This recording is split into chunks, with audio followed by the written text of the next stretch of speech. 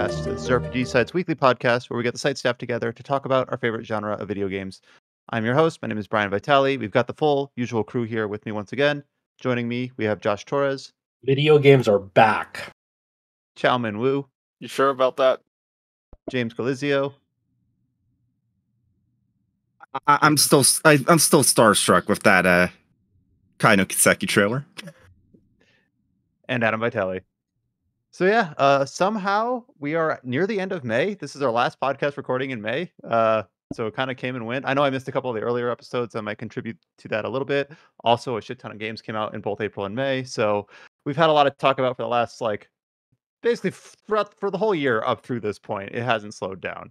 As expected, May has kind of been a backlog month for me. I know it's been an indie month for a lot of other people. We've got a few more indie games to talk about this week. I'm going to be talking about another backlog game this week. But to start out, we're going to be talking about a new release. Potentially one of the biggest releases of May.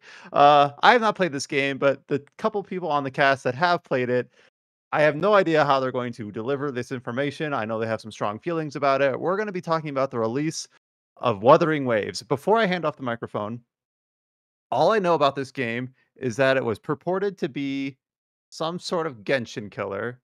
It's from the same developers as Punishing Gray Raven, which I believe has been received pretty well, and that the launch has been kind of a shit show, I think. But that's through the grapevine. Keep it to it, tell it to us straight. I'll hand off the microphone to Josh here. I know Chow has also been playing this. Wuthering Waves.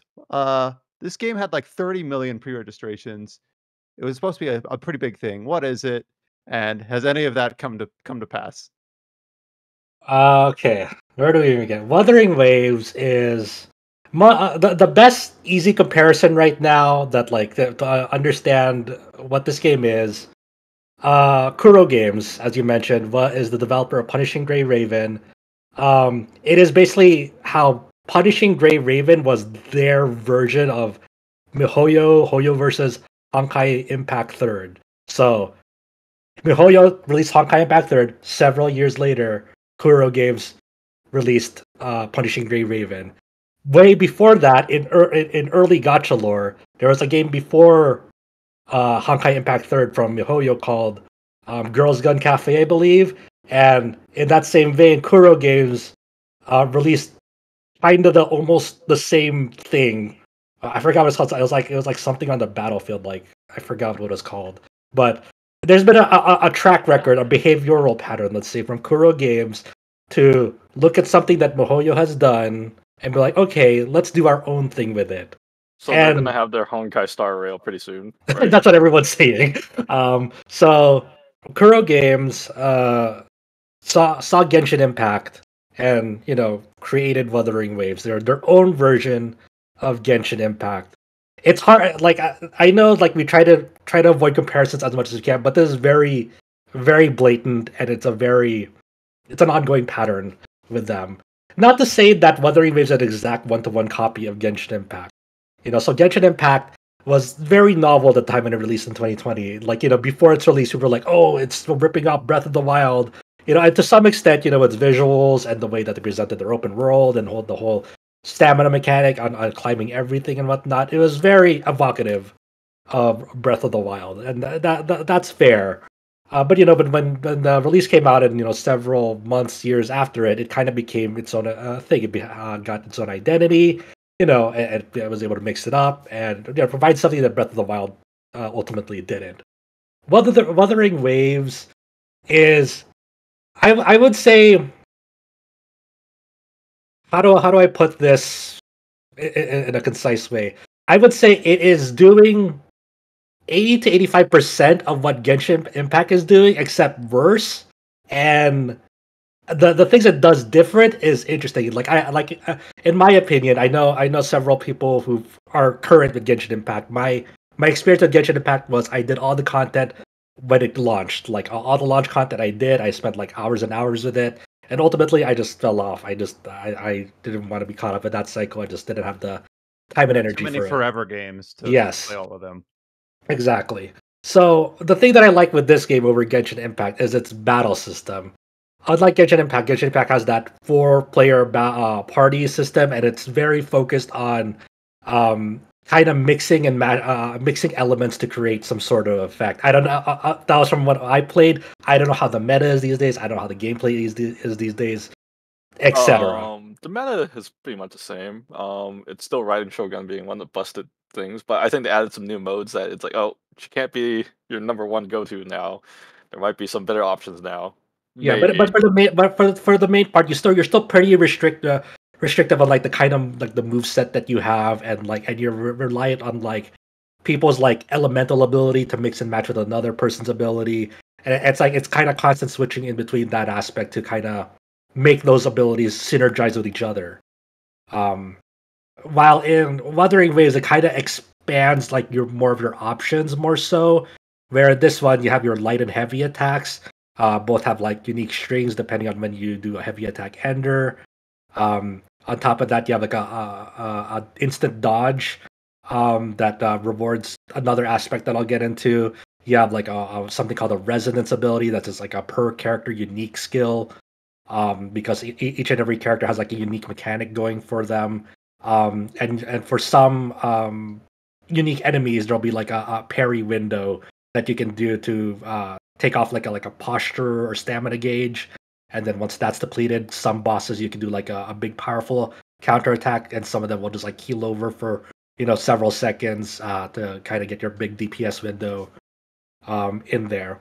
The thing that does like sort of interesting in my opinion, it's not like it doesn't compare to like other like dedicated action console games, obviously like Devil May Cry. But the things that it does like the things that I do like about it is like it's very juggle combo focused, and also when you fill up like a certain gauge on a character, they have these things called intro and outro skills. So for some characters, like in the middle of like doing their skills or channeling their skills, you can actually call upon another character to come in with their own attack, and then that previous character will stay on the field for a little bit, finishing up their attack. So you can actually, keep like a combo juggle state going based off of that attack, while you're calling in another character, so you're not breaking up the flow of combat there. That's like an outro skill, for example. Like an intro skill for some characters will be like when you call upon them and their gauge is full, they'll have like a fancy like attack animation that's unique to that. That's their intro skill. You know what that kind of reminds me of? It reminds me of like playing Muramasa. If you keep like a weapon like sheathed too long, and then when you change weapon, it's like this. A little bit, yeah, a little bit. So like, and then there'll be like different aspects to like what a character can do. Like, there's this character named Ling Yang, for example. He's like kind of like a tiger boy, and like a lot of his skills do a lot of damage when you're able to keep yourself and an enemy in an airborne state. So he's very aerial juggle focused. Did you got him? I didn't get him. But I know like other people who did, and like. Oh yeah, there was like a meme that in China they got him. It's instant uninstall the game.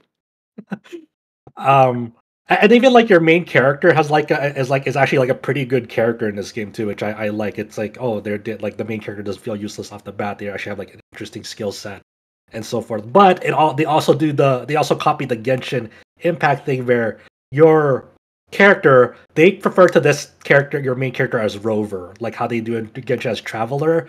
This one they prefer your main character as Rover. I don't know why. We're gonna get into more of that later, but I don't know why. But they do the kind of thing in this game where this Rover has like their starting element, and then when you finish all the main story in this launch, you gain like another new element that they can spec into for that main character. Just like in Genshin Impact, whenever you get through like a big main story thing, you get like another new element you can spec your main character into. So I'm sure whenever they add like the new next region or big main story arc thing in Wuthering Waves, at the end of that they'll gain a new element, and so forth. It's like the oddly enough, like the combat itself is like fun enough for me. Like my main party right now is like the main character, a support named Verena, who's like one of the better like supports in the game, like a lot of heals, a lot of buffs, and a character named Calcharo, I don't know. Everyone calls Sephiroth because He's pretty much pretty much like a mix of like Sephiroth and Virgil combined. Because he Pretty has a much. long katana as his weapon. He has the same Japanese voice actor. Like everyone just calls him Sephiroth. I don't even know his fucking name. Everyone's just like, "Oh, you got Sephiroth in your party?" Yeah, his name's called Charo. I'll put actually I don't know if I have a picture of him offhand. No, I don't think. Oh wait, I see it. Okay, so I'll put a picture of him for our people in here in our Discord. But just Google Charo Wuthering or whatever. See him. Yeah, Anyway, sure everyone has not Sephiroth in their party. yeah.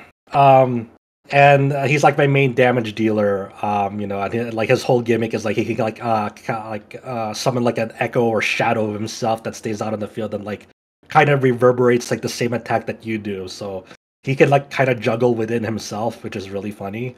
Depending, and he has a lot of like skill cancels and animation cancels, to kind of keep his combo running without having to worry about like recovery animation too much. And that's it's fun. That's interesting. Like that's why I like playing this game over like when I played Genshin years ago, because like the launch experience of Genshin Combat was very slow paced and it felt like a half-assed action game. Like it's like it's definitely, I can understand what they were going for, but this game, like in terms of just combat itself, it feels a lot more responsive. It feels better.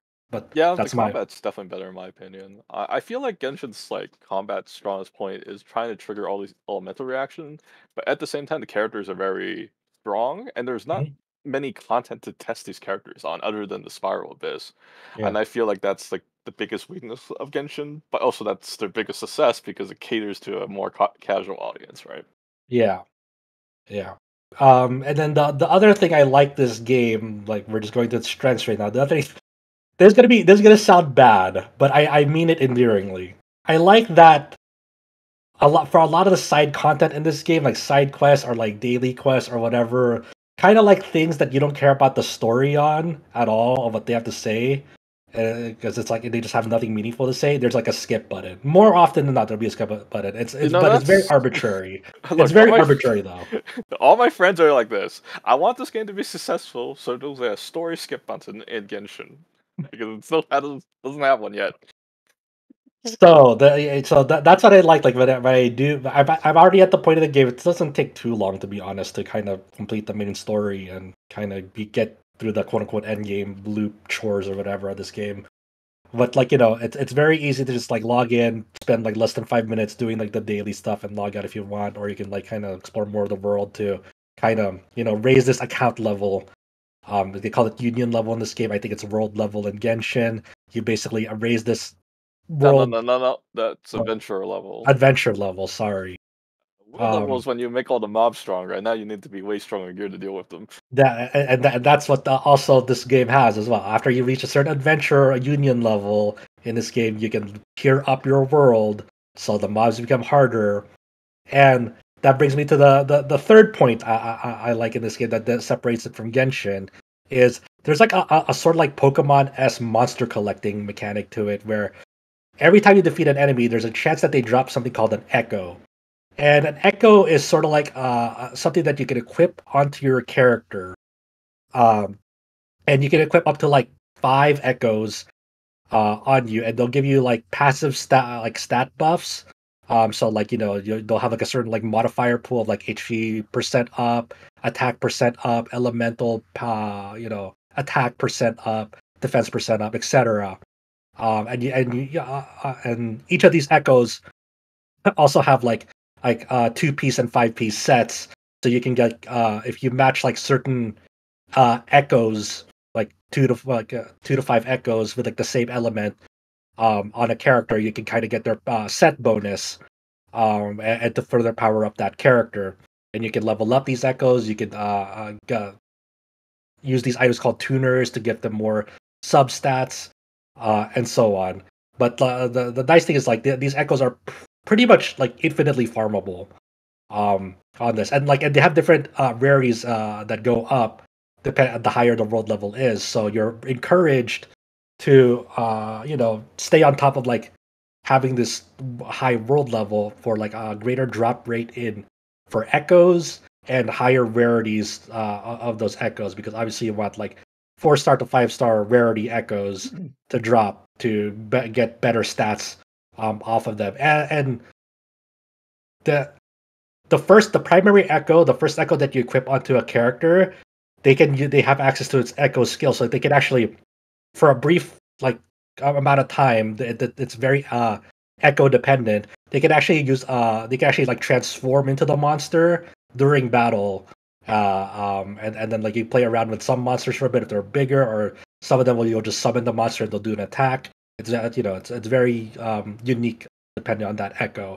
But for the most part, you're encouraged to beat up monsters and collect these echoes, because you sort of have this Pokedex that accounts for like how many unique echoes that you've gotten, and then the rarities of those echoes to basically what do you call this? Level up something called a data bank. So you're leveling up this Pokedex to get more stamina and more rewards from it. And I think that's like that's a neat concept, because like you're not like super bound to like an RNG system in terms of like something that's like stamina like dependent, or like something that like you have to like wait for a resource to like fill up. There is like gotcha stamina in the game in terms of like you can still like beat up like world bosses to get their drops, and then like if you want to claim those drops, you have to like spend an amount of resource that'll fill up over time. And all that nonsense that is inherent to like these kinds of games at this point. So I think like these are like the biggest things I like about it. Everything else surrounding it, it ranges from like pretty awful to almost mediocre. So I think the worst part is probably the story. It's extremely boring, I would say. Mhm. And somehow like the side story is just way more interesting. I'm not sure you would call it a side story, but do you remember that scene when you meet Scar for the first time where he's Yeah. describing Oh, it's the so village bad. with with the lamps? Okay, yeah. So the basic setup of the story. It's the story is not good. I'll just put it up here. It's very. It's trying to be enigmatic without any like proper buildup of like making you care about any of anything. Like it's kind of speaking around the things that you want to know, and it's very. I don't know. It's a bunch of Hideo Kojima talking, okay? It's I don't just know. a bunch of Okay, lots of words, but a bunch of I don't nothing know. happening. So so both MiHoYo and Kuro Games, they're Chinese developers, and like I don't know how the Chinese market or their audience likes kind of like the I don't want to like kind of paint it in broad strokes of like this is Chinese storytelling, but there's a certain style of storytelling that comes from both of these games. That like they try to build up like intrigue, but it's like through a lot of like very world universe specific terms. And it's like even hard to parse from the get go, because you're just like very new to this universe, and they're already like throwing out a lot of lingo that's like speaking around the subject a lot. And this is like and this has and Wuthering has like this problem to like the nth degree. It's like a lot of nonsense. Like for example, at the very beginning of the game, you're this mysterious main character, the rover. These two ladies find you passed out in this canyon. You have no memories. You have amnesia. Eventually, something happens, and you're able to do something like no one else can, and you absorb like this super powerful monster called the Crownless. And there's something special about you. You go to this first town, and the first thing you do is you have to like find these items in this town to kind of Tokens or something. yeah. I forgot exactly the real reason why, but they're like these tokens that hold on that are sealing the sundial, and this sundial, it will eventually like give you like you have to like you have to decipher the sundial to uh set up the secret meeting with this magistrate of the town to take action against like the looming threat. Yeah, And like, there's a lot of filler right there, I would say. Most people Yeah. would say like, okay, you know how they said they rewrote the entire story after the first beta because no one liked the story? It's like now they're blaming that group of people say that they didn't like the story, but they feel like they rather get the first version where people were hostile to the protagonists because they were sus of this power. It's like no one could do that. It's like you must be some spy or something, right? And then it's like they should just stick with it instead of just like changing it because now people don't seem to like it even worse for some reason, right? So okay, so I'll get into that in a little bit, and we'll talk about that in a little bit. But like, so like, what's your finally at the point of the story when you're able to like to decipher the sundial? Like the English script for this game is like borderline undecipherable sometimes. Like I just cannot like fucking make sense of it. Like when you're looking at the sundial, it'll give you like two options to like solve it for like instance of it. It'll be like the Shi Chen of Yo and the Shi Chen of Wei. I have no idea what the fuck that means, dude. I'll be honest. I'm like I'm pretty good at like reading things and like deciphering them, like in terms of like getting a sense of like what to do in the game.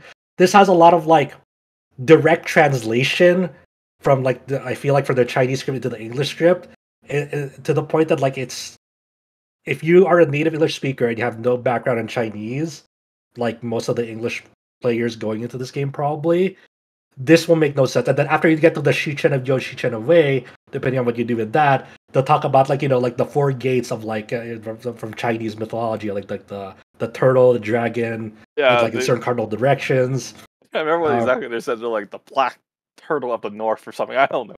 yeah. So the first that I saw this was when you posted the notice that I believe is supposed to be the point of no return notice. And Uh I huh. can't tell. It seems like it's a combination of direct translation shenanigans, but also trying to talk like in universe instead of breaking the fourth wall and saying, uh, this is a point of no return. It words it in a very strange, hard to parse way. Yeah, so Point basically, I got this notice on like on some like a later story missions like the basic English like what they're trying to convey to you in very layman's terms is like, hey, you're about to like leave this like mission area. You can still continue it for like the last like point, but like just note like if you leave this area, you'll break up like what the current story mission. It's like okay, but the way that they word it, I will read it verbatim what this notice says. Coming into long mission flow, leaving the designated area will interrupt the current mission flow, and you can subsequently continue the experience from the last archive point. That is what the fucking notice says. And you're like, what? And it's like, and that's kind of like a good indication of like, oh, this is kind of like, and I feel bad for the localization team because there have been like tweets from like the localization team up until launch, like pretty much saying how badly they've been fucking crunched to meet the deadline for this. Like I feel really bad for them because I feel like if they got enough time and resources, they would be able to clean up a lot of this. But because of the current deadline and schedule that they have, it's they gotta meet it some way or another. So there's gonna be a lot of unpolished aspects to that aspect, and that also boils down to like kind of like the English voice direction in this game as well. For like the the English voice direction is kind of a lot of like the voice actors themselves. You can tell they're very talented and and they care, but the direction itself is like there'll be some lines that like they read plainly, even though it doesn't match the current context. Because I'm sure they just got the script and like was just say just voice it without like any like real like concentrated or focused like direction of like or context of like this is exactly what's happening in this scene, like please like give me like your delivery if like if the character was in this situation, for example. But there'll be some lines that are like that. I there have been rumors. I cannot verify any of these rumors. I looked it up. I don't know if this actually valid or not, but there have been rumors that like characters were told to like speak like they were like European actors primarily, but they were told to speak in an American accent up until like the end of Act Two, and then like after Act Two in the game, they wanted to lean more into like their own native accents in it, uh, which is like I I have So no idea. I try to be like generous or what's charitable, I guess that's the word, because I've never been a voice actor. I've never been a voice Right, director. But right. from the outside looking in, when you play a game where clearly the actor didn't have the context of the scene, I again have no skin in the game in terms of any experience, but I'm like, that feels like a correctable, avoidable issue. But it seems like it crops up everywhere, and Eastern games, Western games, all like big, small. It just seems like I'm not sure like what the workflow in the voice acting industry is like, where that is often missed. It's one of Well, those things that'll be a mystery to me until I can like I don't know interview a Yeah. voice actor and get some context about why that can sometimes end up happening. well, I could see it happening because okay, so getting voice actors from Europe is a lot closer, and they're probably cheaper than I don't know getting it from the states in my opinion. And then they probably got like feedback that they didn't like it, and then all of a sudden it's like okay, don't need to do the American accent anymore because they were trying to get the whole Western audience right because there's a larger player base from there. That's kind of like what I take from this, but Yeah, you know, it sounds plausible, but it's conjecture until we learn otherwise. yeah. But either way, I finished all like the main story content already in this game, like for launch, and like just I just wanted to see where it go if it got any better. People, I know there are like other people out there say like, oh, it gets really good at like the newly added Act 5 and Act 6. It really doesn't, to be honest. It's more in some aspects it's kind of more cinematic and flashy, but doesn't really kind of rectify any of the core issues of the game in terms from a narrative standpoint. And then there'll just be a lot of nonsense throughout the main story that like for example, your main character has like selectable dialogue options sometimes. A lot of it is meaningless. Like one of them is like one of the options is something is there, and the other option is someone is there. It's like okay, Okay, what's the difference? that's a cool fucking option. And then there will be other sides of the main story or throughout the game. Like more than if there's more than 3 lines of dialogue, it does not display the 4th line of dialogue because it just fucking cuts off because it just doesn't it doesn't it can't support that. You'll still hear like the voice line of the 4th line, but like you can't see the text. There's no caption. Yeah, Yeah, that's weird. of it. Interesting. Yeah, and this kind of like just scratching the surface on like just the story not good. And to circle back around to Chow and like oh it was so much better in closed beta test 1, and so forth. So for people who don't know, this game has been in development for about 3 to 4 years now, and they've run 2 closed beta tests and like 1 technical test before those closed beta tests. So the tone of the story apparently from closed beta test 1 was very very different than what we have now. Like in closed beta test 1, it was a little bit more natural in terms of like people being distrustful toward your character. Like you're a mysterious entity. You display a lot of like these weird powers that's like foreign or unknown to like the people of this world, and like they're like where are you from, they're very distrustful, and it's kind of more visceral in some aspects. Like a lot of like one of the clips of that closed beta test 1 going around throughout the community is like the first tutorial fight with this crownless boss. It's like it was a lot more violent because like that boss kind of fucks up your party in a cutscene. Like a knee to the stomach for one of the characters, one, and then the other one they like throws them onto a rock, and the other just like they just fuck up the party, pretty violently, um, and and then after you absorb that crownless monster in closed beta test 1.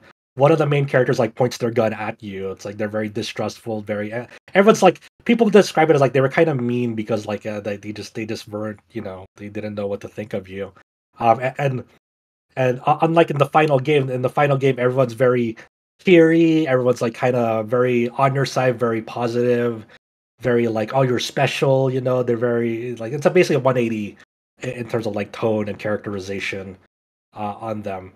But I think a lot of the issues with closed beta test 1, and I don't know the details offhand, but there were a lot of like very very very awful story bits from what I heard as like the story went on in the later parts of closed beta test 1, which were kind of the crux of the complaints of why they decided to shift the tone of the story and like pretty much rewriting the entire story from closed beta test 1 to closed beta test 2 in that aspect.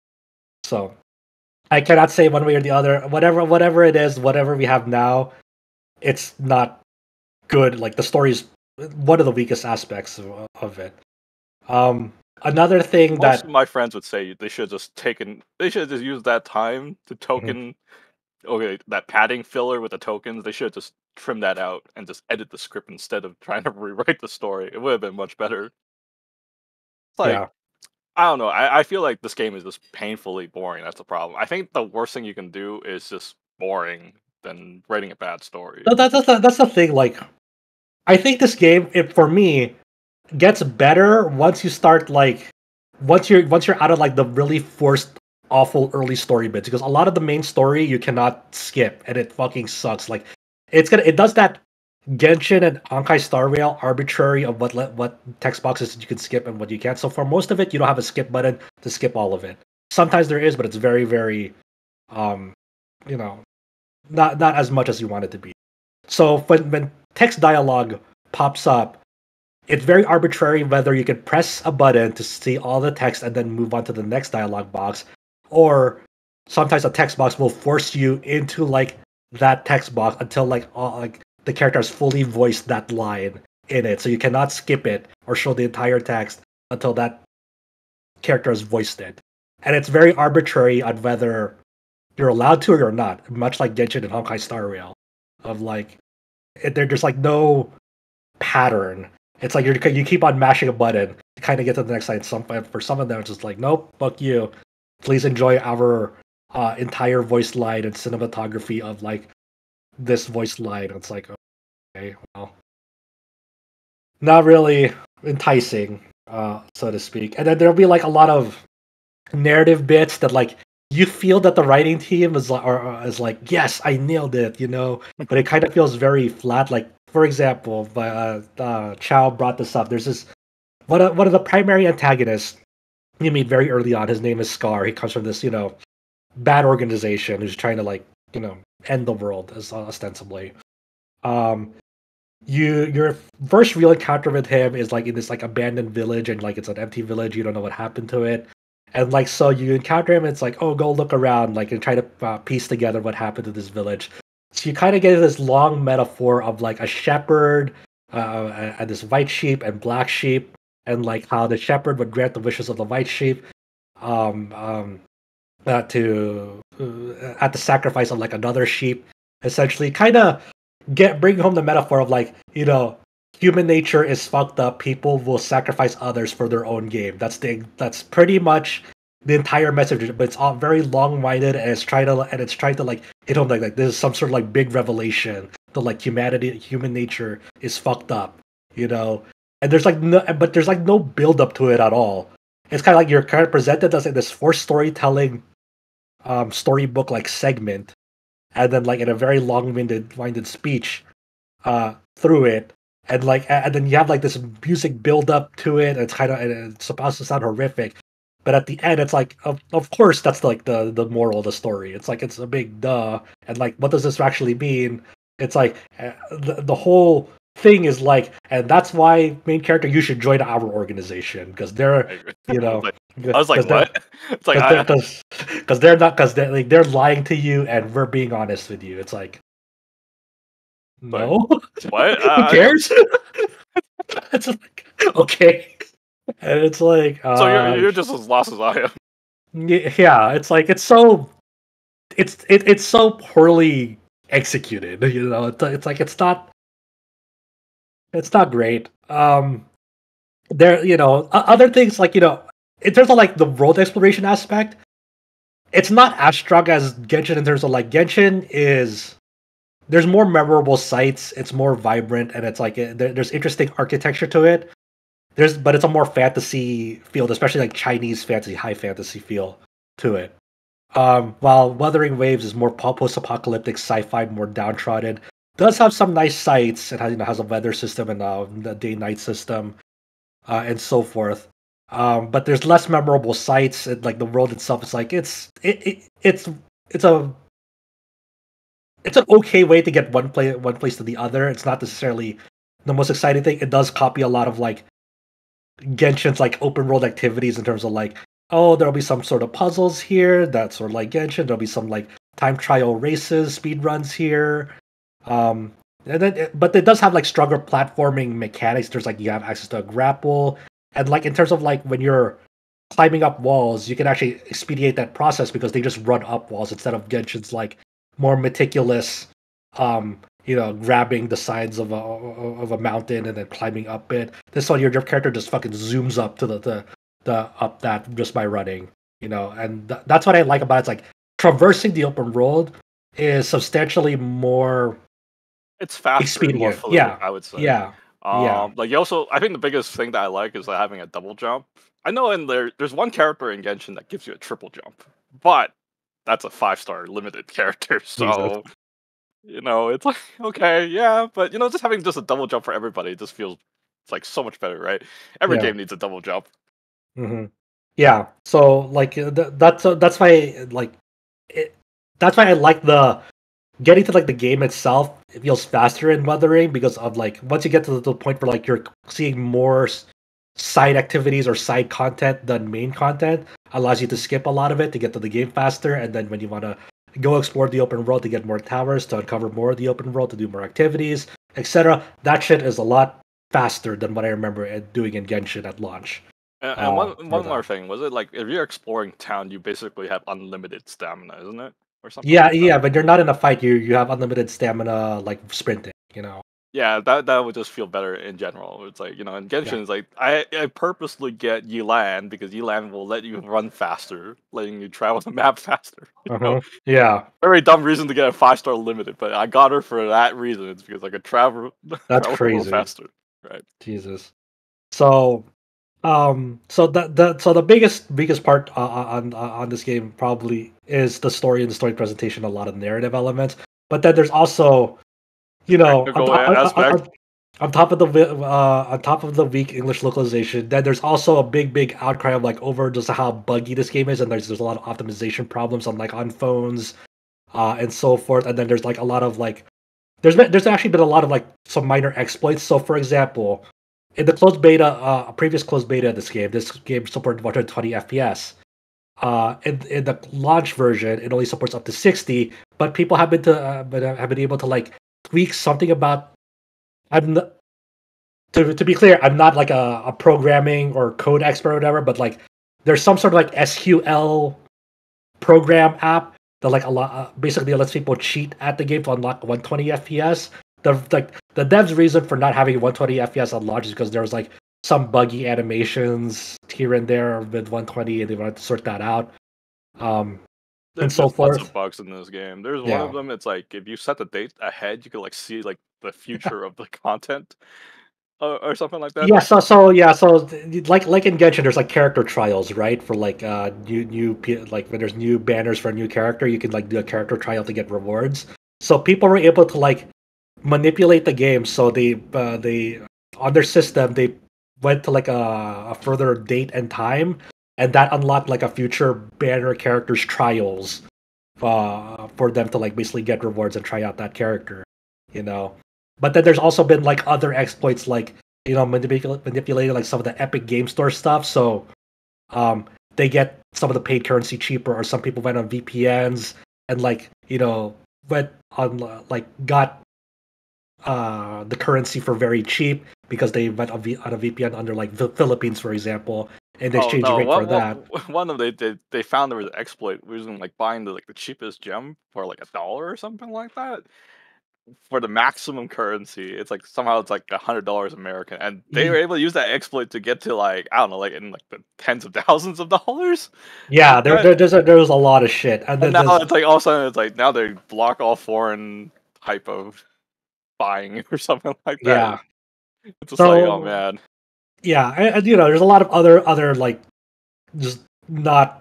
This game was definitely like not ready for launch, but they really wanted. You can tell they really wanted to get it out before the Genshin content. They wanted to get out before the Zenland Zone Zero's launch, and so forth. A lot of people that played the last beta said this could use another beta and more testing, but here we behold. It's like after the last beta, the game just comes out like not even like 2 months later. It's like there's too much things to course correct in just 2 months, Yeah, there's just a lot of like.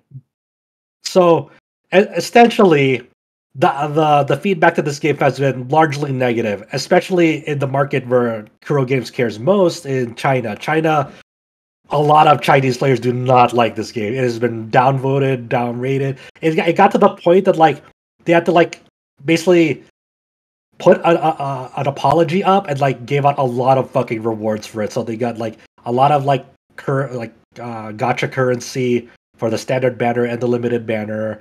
Then they are also now releasing like a free 5-star selector on top of like the 2 other selectors in the game, which is kind of like more like unheard of. Of like they're being very like, we'll give you all these rewards. Please do not abandon our game. Don't drop the it. entire roster for free at this point. Yeah, because how this game works in terms of that aspect, because you do gacha for characters and weapons, and it's very. It is very reminiscent of how Genshin does it. There are some few better aspects to it, but we'll get into that. No. I think there's one worse aspect there. There's one separate currency for a weapon. Yeah. So you can't just trade in and use the limited currency for it, but you need So yeah, the currency for it. Yeah, I mean, yeah, the for the limited weapons, there's a separate currency that sucks. But like for the standard weapons, you just set a weapon on that banner and there's no 50-50 on the weapon. You're always guaranteed that weapon when you roll a 5-star on. I guess the one quote unquote nice thing. Yeah, I don't want to deal with the 50-50. There's a time Yeah. when I was playing Genshin at the beginning, and it's like I lost the 50-50 every time. And you're like, how am I ever gonna get this weapon? It's like, oh, there's a new patch after some dude wasted 20 grand and could get a single copy of that weapon because he lost a 50-50 every time. Jesus. So they finally Yeah. have some course correcting, but it's Yeah, still a just scam. Just another reverse game, and yeah, it's still a scam. So at the beginning of the game, you had like this beginner banner that lets you roll up to it like the like 5-10 rolls, and at the pity for that is the 50. So when you reach 50 on that beginner banner, you're guaranteed one of the standard 5-star permanent characters. Then after you get that character that are that one of the 5-star permanent characters, it switches over to a new banner that has a pity of 80, but it is a selector 5-star of the permanent ones. So when you roll on it, you first set a character that you want to get from it, one of the permanent 5-stars on it. So let's say like one of them is your favorite, or one of them has like a crucial function. There's no 50-50 on that beginner banner.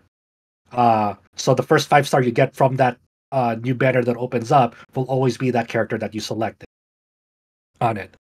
And then there's another 5-star selector for weapons. When you reach like a high enough adventure union level, you'll get a box that you can open up, and you get to select which 5-star weapon you want from that as well. So now on top of that, of those 2 selectors, and then the free 5-star you get from the beginner 50 pity 50 thing, they're offering another free 5-star selector off the bat, just like immediately from the get-go, just allowing you to choose another, like your third 5-star permanent character as like, oh please don't fucking abandon this game apology thing, on top of like all the free rolls that you get from the standard and limited. So that's how you know it's a gigantic shit show, is like when they have to go pull out the stops like that. It's like it's kind of like an interesting dynamic of like in a really really really twisted way. I'm okay with them fucking up and like kind of falling on their face, because if I stick with the game, which I probably won't after like a few weeks, but let's say I do, I ultimately benefit as a consumer that doesn't plan to spend a fucking cent on this game. It's like, you're just gonna give me free stuff, and I'll just play, until I'm bored with it, and then go on my day.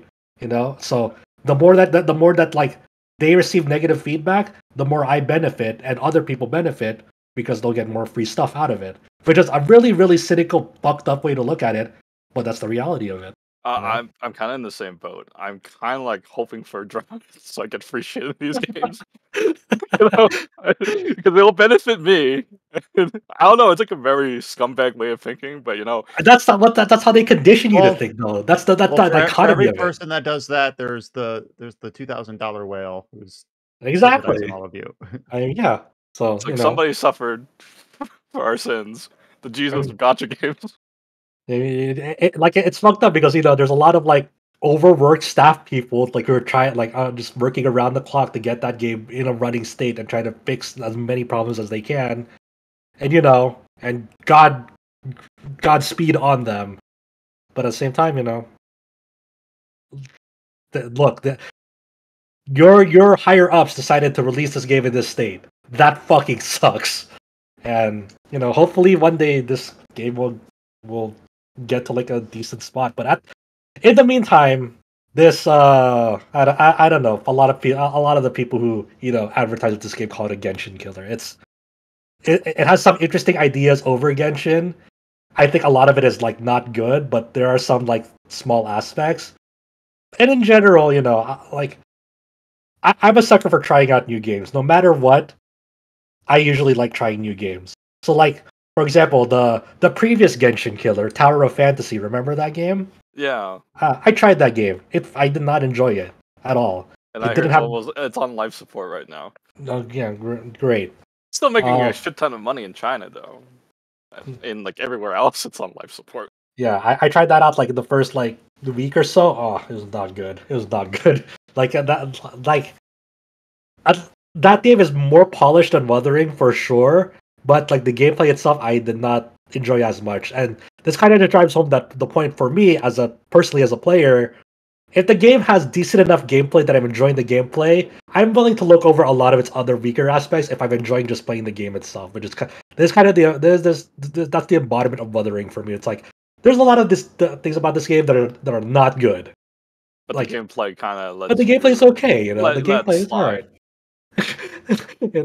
So as long as I'm having fun playing the video game, okay, then whatever happens. If everything continues to be on fire except the gameplay, well, I'll just get more free shit and continue playing the game. I think I've been too harsh on Genshin of clowning that game, but after looking it back, it's like that game is very well optimized. Oh yeah, like when you think about like Genshin compared to this, it's like wow, Mihoyo or Hoyoverse, they really put a lot of care into polishing that game and like the launch of that game, like and just and having like a decent English script for that game, and it's funny like that's a joke in the community as well for Wuthering. It's like people who are like coming back to Genshin after Wuthering. It's like, oh, we've been too harsh on you, Mihoyo. We've been too harsh on you, Genshin. So stupid. I guess when you have a game that runs perfectly, nobody seems to notice these things that go back. But they put a lot of work on the optimization and all that stuff, And it's just like this unsung hero in video games. I mean, I'm not gonna fucking gas on Genshin or Wuthering or Tower for the way that they're inherently structured. I'm not gonna gas any of them up. But if the people are having fun, then they're having fun. It's fine. I don't really care if people like Genshin, like Wuthering, or like Tower of Fantasy. If they're having fun, that's totally cool. But there's just I come into this as like an outsider, as someone who's just like I didn't even plan to like play this game until like 2 days before it came out. I was like, I guess I'll give it a shot, and I don't regret my time with the game. I just think it's kind of interesting seeing the shit show coming from the game is kind of the most interesting aspect of it. It's like, how are people responding to this? And it also brings up the question, like, in just a few months, in July, Mihoyo is going to release Zenless Zone Zero. It's not an open world, but it's an action game, new action game coming from them. And that'll be an interesting release coming from them because they already have Honkai Impact 3rd, which is also an action game. So how will that differentiate between like something they already released years ago? Yeah, I don't know. So I guess Wuthering Waves, I wouldn't recommend this to anyone. If you're looking for like a free-to-play, somewhat decent action game experience and are willing to stomach a lot of live service open world Genshin style bullshit that's all worse than Genshin around it, then sure, give this game a shot. If that's too high of a barrier, I totally understand because I agree with you. By the way, when you run this game, did you have any stuttering issues? Because I did not encounter a single one. No, not really, because it'll have a 3080 and a 5950. I think my hardware just brute forces any of like the shit. The only the only error that I got was like the launcher for this game because I have like the native game launcher on PC. Like during an update for that game launcher, it like I don't know. There's like an error message about the kernel for that game, and the I no longer see the launcher anymore.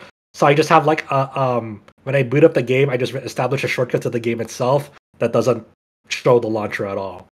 So I never thought about it ever again after that. Yeah, I feel like Michael in the office when he's shaking his hand at the boss. It's like, here. It's like, I'm sorry about the inconvenience. Here, have some free gems. Or something like that. And I'm just like, I didn't encounter the issues, but I'll take it. Yeah. So, and I guess this like this kind of I wonder how direct of a translation is because in my eyes it's kind of an interesting script that it brings up, right? When people are saying we want our games directly translated, no localization. It's like, alrighty then, go play this game and tell me what the fuck it's about if you want that. Look, I tried that with Tokyo Xanadu, and you try the Chinese translation, it's just like 1-to-1. It's like it's the most painfulest read ever. Everything is so dry and boring that you probably want to kill yourself within like less than 20 minutes of reading. Well, was that really the but- translation's problem, or is that Falcom's writing in the first A bit place? of Though? both. Like I've said this in the past, but when it comes to that, like when I played through Labyrinth of Galeria, I'd just previously done a replay of East 9 Japanese, and it was like a 9-day difference. It's like, oh wow, that really puts in perspective how dry like Falcom scripts are. Yeah. Yeah. But yeah, I mean that's the first week, under a week, first less than a week report on Wuthering Waves, the second, third Genshin killer. Zenless Zone Zero will be the next Genshin killer. Oh, You mean yeah. Honkai Impact third killer? They're killing their own game. I don't know what's the next Genshin killer. Oh, the Azure Lane one, the Azure Promilia or whatever. That's the next Genshin And killer. there's also Arknight's Enfield or whatever. Oh right, that's so we have the next fourth and fifth Genshin killers lined up. Well, thank you, Josh and Chow, for going into details about all the good and all the not so good about Wuthering Waves. And we'll see if they can sort out the technical issues in terms of those bits, in terms Mhm. of how the game presents itself and its story. That'll be a little bit more of a long-term observation. So that was the main game that we wanted to center the first section of our podcast around. All the other things here, we'll probably have a little bit of a shorter section on. For our second slot, I kind of just put in a little bit here. I spent some time last week on the podcast just talking about me going through the backlog a little bit. I had a decent section on Sandland. I had finished Aeden. What else had I played? I had played Super Mario RPG. So continuing to play all the games that released in April. For this last week, I've been putting time into SaGa Emerald Beyond. Now, this site we thought as a collectively, I'm painting with a broad brush. We thought pretty highly of Scarlet Grace, and Emerald Beyond was for a lot of us near the top of our list of our most anticipated games. Now, for me, for Scarlet Grace, I enjoyed it, but I only ever played through one character, and I never really at the time I was like, yeah, I'll go back to and play all the other characters, and then I never did. But since Scarlet Grace released, I had played the remaster of Saga Frontier, so I kind of quote got it a little more. Like, okay, I see how the games have some similar framing and things like that. So going into Emerald Beyond, I felt a little bit more prepared in that way. So I started out because I had played the demo with Diva number 5. So I went to finish that story out, and this game is, you talk about games that don't have strong stories, and this game might kind of fall into that camp technically. Hmm.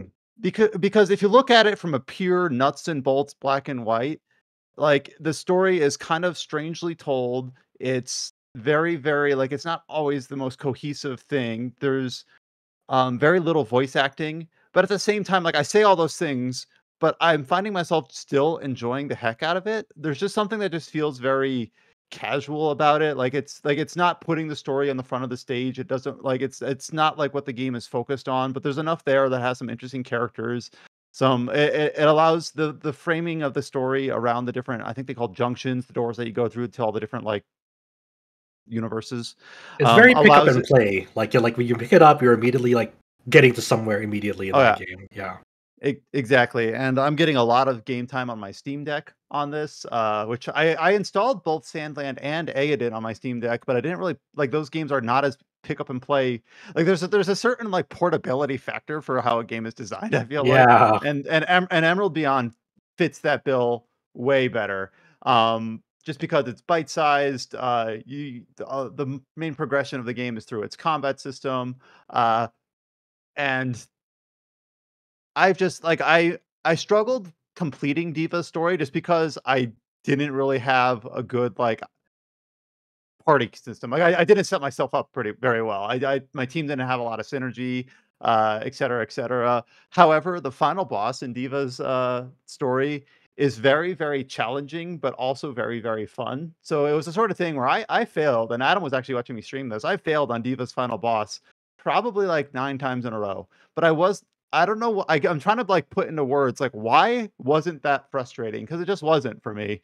Maybe I was in a good mindset, or maybe the game just allows for customization in a way where I felt like I always had something where I could tweak or improve or approach it slightly differently.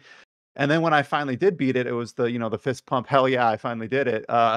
So without going in, because I immediately start talking about the final boss, but I'm more talking about it not really from a narrative perspective, because again, that's not really the forefront, but just from a gameplay perspective.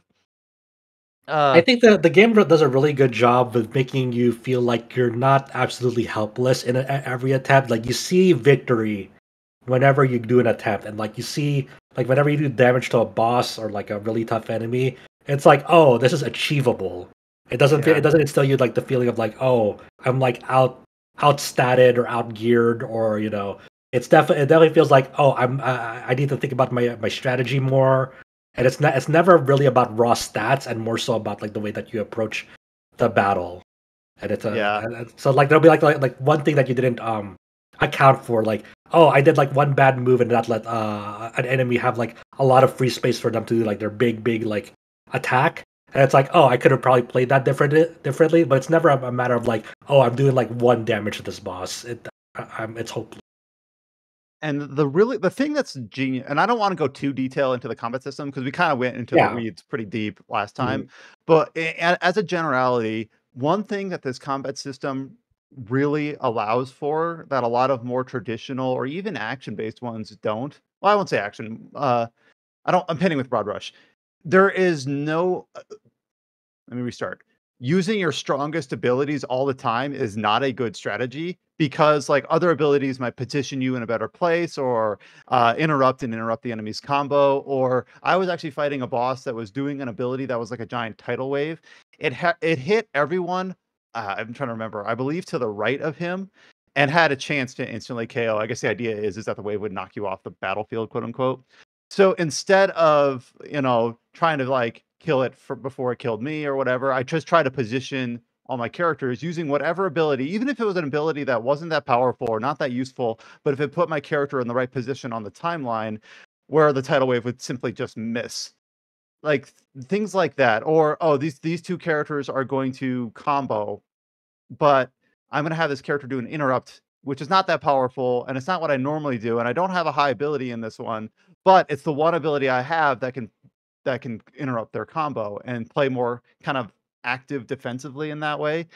And those are just two very quick off the head examples. When I fought this boss like 9 times in a row, I was constantly tweaking, like, okay, if I do this one first, or if I set up for this, or if I put my formation this way. If you are the sort of person that loves spinning those plates and digging into that, I mean, anyone who's played SaGa, I'm speaking. I know I'm kind of preaching to the crowd here, but that's what really helps this pick up and play nature, is that every single encounter feels like you have a learning opportunity, or you got a new character in your retinue and you're going to try them out, or you just unlocked a new ability that's a cool counter attack or something. And of course, one of the main conceits of this game is that you play through one character and then immediately you can kind of go into another character's route, and you kind of carry over. You can choose what you want to carry over. You can completely do a blank slate if you want. But so I did Diva's route. Then I did One second. I've been wanting to say something, but I haven't found a good chance to jump in. No, go ahead. Yeah, sorry. This whole conversation about like your player agency and being able to tweak things and adjust things, and you never feel like it's unfair or what have you. It reminds me of what a friend of mine said about Scarlet or SaGa Minstrel Song, and this kind of stuck with me. The way they put it is that SaGa makes you feel like a badass in entirely earned ways, where it makes it feel like I did this. I figured it out. I beat the boss. Like, I didn't just get lucky. I didn't just outstat them. I didn't just grind. You know, like, I figured it out. I beat them because I'm great. I do think that is true, like 90% of the time. There is a factor of luck, but I'm okay with that. Like, sometimes having a little bit of RNG just kind of keeps things interesting. Yeah, you don't want it to be so deterministic where it's like, oh, just do A, B, and C and add order and then you win, you know? Like for instance, when I beat Diva's final boss, or at some point during that fight, I was down to a few people left in my retinue. The final boss in an attack that delayed my character's turn, so it pushed them to the right on the timeline. But if a character is far enough on the timeline by themselves, they do the showstopper. If they're kind of by themselves, they do a few combos on their own. So he like delayed me into a showstopper, which is like, oh, that was lucky. Thank you for doing that. But also there's the usual RNG things where it's like, this ability has a 50% chance of stunning. I really need this to hit because otherwise this skeleton's going to do an instant death ability. Oh, nope, it didn't stun. It only had a 50% chance. So there's the usual RNG, but I've always been okay with that because it's kind of like, hey, sometimes the chips don't fall your way. And sometimes you try to stack the deck in your favor as much as you can. Yeah. Even if it's not fully deterministic. So. Yeah, and one boss on Suanori's, I think that's the name, Mito's route, was doing an ability that was paralyzing my whole party. So it's like, all right, I'm going to equip these accessories that have a 50% chance of preventing paralysis. And still a little bit of RNG. Sometimes he would do that ability and none of my characters would get stunned, but some of them would. Sometimes he would still stun 2 of them. But I stacked the deck in my favor by actually, crafting some of that gear. So I didn't want to go into too long of a talk about SaGa Emerald Beyond, but I had kind of deprioritized it to the other April releases, but I've actually been enjoying it the most. So I'm actually kind of glad that is kind of how it auspiciously turned out. Aiden, I think it showed a lot of promise, but it really ran out of road. Sandland, the feel of the game just was a little bit too PS2 gen for me, I guess. I know I talked about that at length last podcast, so I won't go to here. SaGa Emerald Beyond, I'm enjoying a hell of a lot. I never played through all the characters for Scarlet Grace, and I will probably make sure that I do that for Emerald Beyond. I guess the one last thing I was gonna say before you chimed in with your comment about earned badassery is that when you play another character and then I was playing Bonnie and Formina's route, and then Diva, who had already played as, joined your retinue, and she's got all of her techs and abilities, so she's like carrying me hard early in their route. So it's kind of fun to be like, hell yeah, I got Diva back, and now she's in human form the whole time or whatever because she's a mech and she can take different like frames. So, and I'm kind of eager to see like the differences that you see when you play through the same route a second time. I probably won't do that right away, but I know I've been on some forums on Reddit and etc. where someone's like, yeah, I've just been playing this person's route 3 times consecutively just to see the differences. And to me, I couldn't do that, but the game allows you to do that, so why not? So enjoying SaGa Emerald Beyond a lot. Is it better or worse than Scarlet Grace? I'm probably not the best person to answer that because I only played Scarlet Grace once, but it's we talk about SaGa a lot on this podcast, and nothing about Emerald Beyond has really changed my mind. I'm having a hell of a time with it. The next little slot that we have here, we put in our little note sheet here, indie game block. We've talked about a bunch of indie games, smaller studios developing and releasing projects in May. We talked a little bit about that last week with James' talk on Dread Delusion. So we have a few other games here that are in our little indie game section. So I'm not familiar with these, so I'm just going to go in the order they were listed. The first one, I believe this is one that Chow was mentioning that he wanted to talk about. You wanted to talk about the release of a game called Aeruta, Aeruta, Aeruta. I hope I'm pronouncing that right. I have no idea what this is. I don't think I've seen this like cross my feed. So tee us up. What is Aeruta? Okay, so I also know nothing about this game. I got this Well, I presume you post played it. from from Josh, and I'm like, oh, this is another game that was missed out in the early access indie showcase. And I decided to check out the game, and I bought it, and I actually played through the entire thing. It's in an early access state, so it's not really much of a game right now. You can only play like the first chapter. Yeah, this is from a developer from Dawn Games, published by Gravity Game Arise, and it was a game that, like, my friends and I often like to share our findings on Steam or indie games. So, like a lot of games, like sometimes I been aware I'm made aware by my friends who just like kind of just like dive in and see like what other indie hidden games are on Steam, and it's like, oh, that just recently came out the other day, like sometime last week. And it's like a side-scrolling action game, but I didn't pick it up yet. So yeah, I picked it up. So basically, what happened is, like, in this game, you play as Chaya, I think that's her name.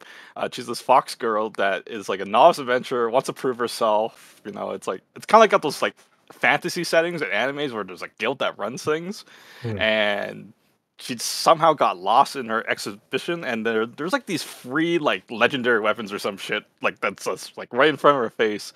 And in this game, you kind of like determine like, which weapon should I pick up? And there's free weapons there, but you can only pick up 2 of them right now. The one other weapon is like inaccessible. I mean, she still takes it's early access, so it makes sense. I mean, she still takes it with her, but the thing is, you can't use it. That's right? awesome. Like, why won't it let me pick up that first weapon? That blue weapon. It's like okay, so basically your option is a rolling pin, like and then the second weapon is a whip, and the blue weapon, I don't know what the hell the blue weapon is. It looks like a stick, a staff. It could be a sword. I have no idea what the hell it is, right? But anyways, she goes on, and then she basically goes to this first town she goes into, and some evil spirit is like following her of some sort, and then it blows up this like oven of this like bakery, and the girl basically like guilt trips you into like working for her. And that's basically the premise of the game. And then she basically goes on like these adventures, and that's where the gameplay starts. Like this kind of like a roguelike side scroller, because you can pick which path you go to, and certain path has like certain more of this kind of monster, or has a higher drop rate of this thing. And then when you get to the end, there's a boss, and then you go back and collect the materials to use it to like sell things in like the bakery. And every time when you sell items in like the bakery, it's like, what is it?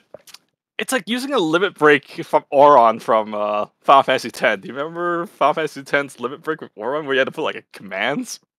Oh yeah. You literally had to do that with a cash register. It's like, oh, this girl's about to... You had to press down, up, or something like that to use the cash register to sell shit to them, right? And then that money is used to like invent like new bread recipes, and when you invent new recipe, you can use it to like upgrade your skill tree, so your whip can like attack faster, or you have like other skills like and stuff. And that's basically the gameplay loop of this game, right? That reminds me of a lot of a game that came out late last year. It's called Cuisinier, and that's a game where you're basically like running a restaurant, and to get like materials and new dishes and stuff, you have to like, go into like dungeons and kind of do like runs to get materials and ingredients to serve people in your restaurant as you're building it up. So. Yeah, and every time like you do like one thing, it takes a day. So you could run the shop, that'll take up a day. You go to explore dungeon, that takes up a day. Yeah. And the thing is, like, certain days, like certain items will sell better. So like if you like on this Wednesday, like spicy recipe sells better, so you get like twice the profit or something. So sometimes you like try not to like sell all in like one day. You try to like wait till like there's a boom in that recipe to sell, and you would use like those days to explore dungeons instead. And I think the reason why they released this game in this kind of early state, it's to like determine the balancing issues. It's like better to let people decide like what is fair and what is not fair in this game, right? It makes sense. It's hard to like objectively see that from like a developer side, because you just don't know what the behavioral habits of like players will be. So I think it's smart to like release it in this early access state, and seeing what people's like what they're doing in the game, and what can you do better on your end to like serve a better final product that like it feels like it has a good like sense of reward like every time like that you're playing the game and going through like the game. Like there's like no like dead periods, so to speak, like any slow periods to it. like I also don't know like what's the roadmap in this game, but it is being constantly updated like every like 3 days. So it's like every like 3 days there's like a huge ass massive patches and tells you like what the hell they just changed. You know, it's like, oh, so they changed that. Okay. So far like there's only like 3 stages, like or 3 like full stages, if you get what I'm saying. Yeah. And the third one has like a very like okay, like this boss kind of determines how all like the boss is going to be later on, right? Okay. Basically, this boss, in my opinion, is like super easy until you get her enrage meter to full. Then it becomes a whole fucking bullet hell, right? And then it's like, and then you die in like 2 hits from the bullet hell, and you're like, "Ugh." Nice. And the worst part is like, there's no checkpoint, so every time you die, you have Oh to like shit. do like the whole Yeah. damn thing again, right? Hmm. And I think one of the big changes that they did is like, you know, when you get to like the end of the stage, there's like kind of like a bread at the end that you can eat up, and Yeah. that will restore like some of your health, right? I think in the original version that only restores like 30% of your health. So you like reach to like the boss at the end and yeah, like no health. Is like that's not gonna. Well, just get good, Chow. It's like, oh no, I did get good. Okay, I beat. That's what you had to do. You had to like learn the patterns completely because you die in like 2 hits, right? Mhm. It's like I think the rolling pin is probably the better weapon in my opinion because it has like this really broken passive compared to the Rolling whip. pin is the better weapon. Yeah. You know. It's like okay, every time you use the rolling pin, like there's this passive where like if you put a combo streak, it gives you a shield, and that shield lets you like tank like I don't know like 30 HPs of damage. Your character only has like 100 HP technically, right? Mhm. So that's very huge. The whip is actually like it's more like a glass cannon weapon. It's fast and it's full of like combos that you could do with it, right? But there's like no defensive measure in this game. I think the thing is that the most defensive tool you could use is like this Mega Man X kind of dash that you could use. That's like the strongest tool in this game because you use it to like dodge through projectiles. And this like goes directly through them, Okay. and like a lot of boss patterns, like you could easily like avoid all boss patterns using the dash because you would like go behind them and then you can attack them from behind, and it just Yeah. works, right? But I think what makes it like different, like when you play like Mega Man X games, like the dash has no cooldown. This dash feels like it has like a 1.5 second cooldown every time you Oh use the damn! dash. So you have to be deliberate with it. Yeah, so you can't just like spam it all the time. It Yeah, feels like makes sense. oh, at least that's how I see the game. Yeah, if it's not good, you definitely want a cooldown on But it. yeah, that's kind of like all this game. I think like from story perspective is like okay. I think every time she beats a dungeon, she finds like a Aeruta crystal, which is the story of the game or whatever it is, and the guild has like this very sus person that's running, tell you hurry back and bring that crystal. I need it. It's like what? It's like what about my missions? Like I don't give a shit about your mission. Just give me the crystal or something like that. And that's like kind of like the story that's going on. I don't know where it's hinting to, but it's like I think it might be going somewhere with these crystals. I would believe. But yeah, that's kind of like my experience with this game. I also like the music of it. I love the stage music. But you know, there's no OST you can purchase because this is still in like the early access stage. Yeah, I definitely want to check it out when it's like near launch or like or the launch version. It does seem like a really cute game.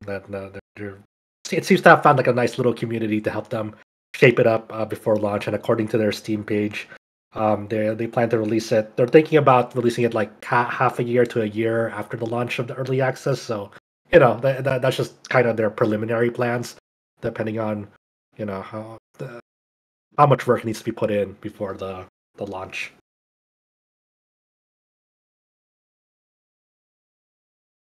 The second game that we have in our little indie rundown here is a game called The Witch and Lilies. This one I have seen cross my timeline, though I'm still not super well versed on what this game actually is, and I'm actually not sure who put it here on the list and who actually here played it. I did. believe, yeah, James did. James, all right, tell us, tee us up. What is Witch and Lilies? Well, it was one of those games I actually tried out at TGS last year. It's released in early access on Steam. It's a dungeon RPG with the gimmick where part of the party building is also you're playing date maker. You have to like foster these relationships between your party members, and that can help you in battle. And that's basically the gist of what it's going for. But I'll be blunt. If you go to the store page right now and start reading some of the reviews, a pretty common refrain is that a lot of folks think that the dating aspect of it, between the characters, feels way too limp and doesn't necessarily feel like it has any weight to it.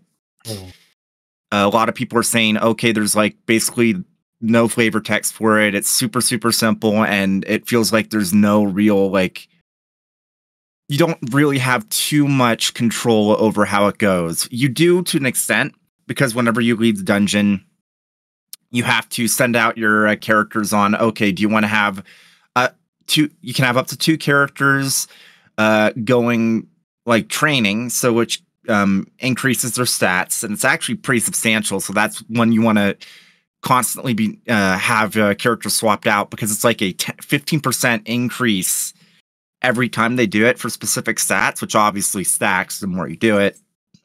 You can also have them go out to gather materials, which you can sell for gold. And then you can have them like make rations for the party when you head back into the dungeon. The problem is that beyond the fact that you can pair these 2 characters together for tasks, there's very, very little you can do to actually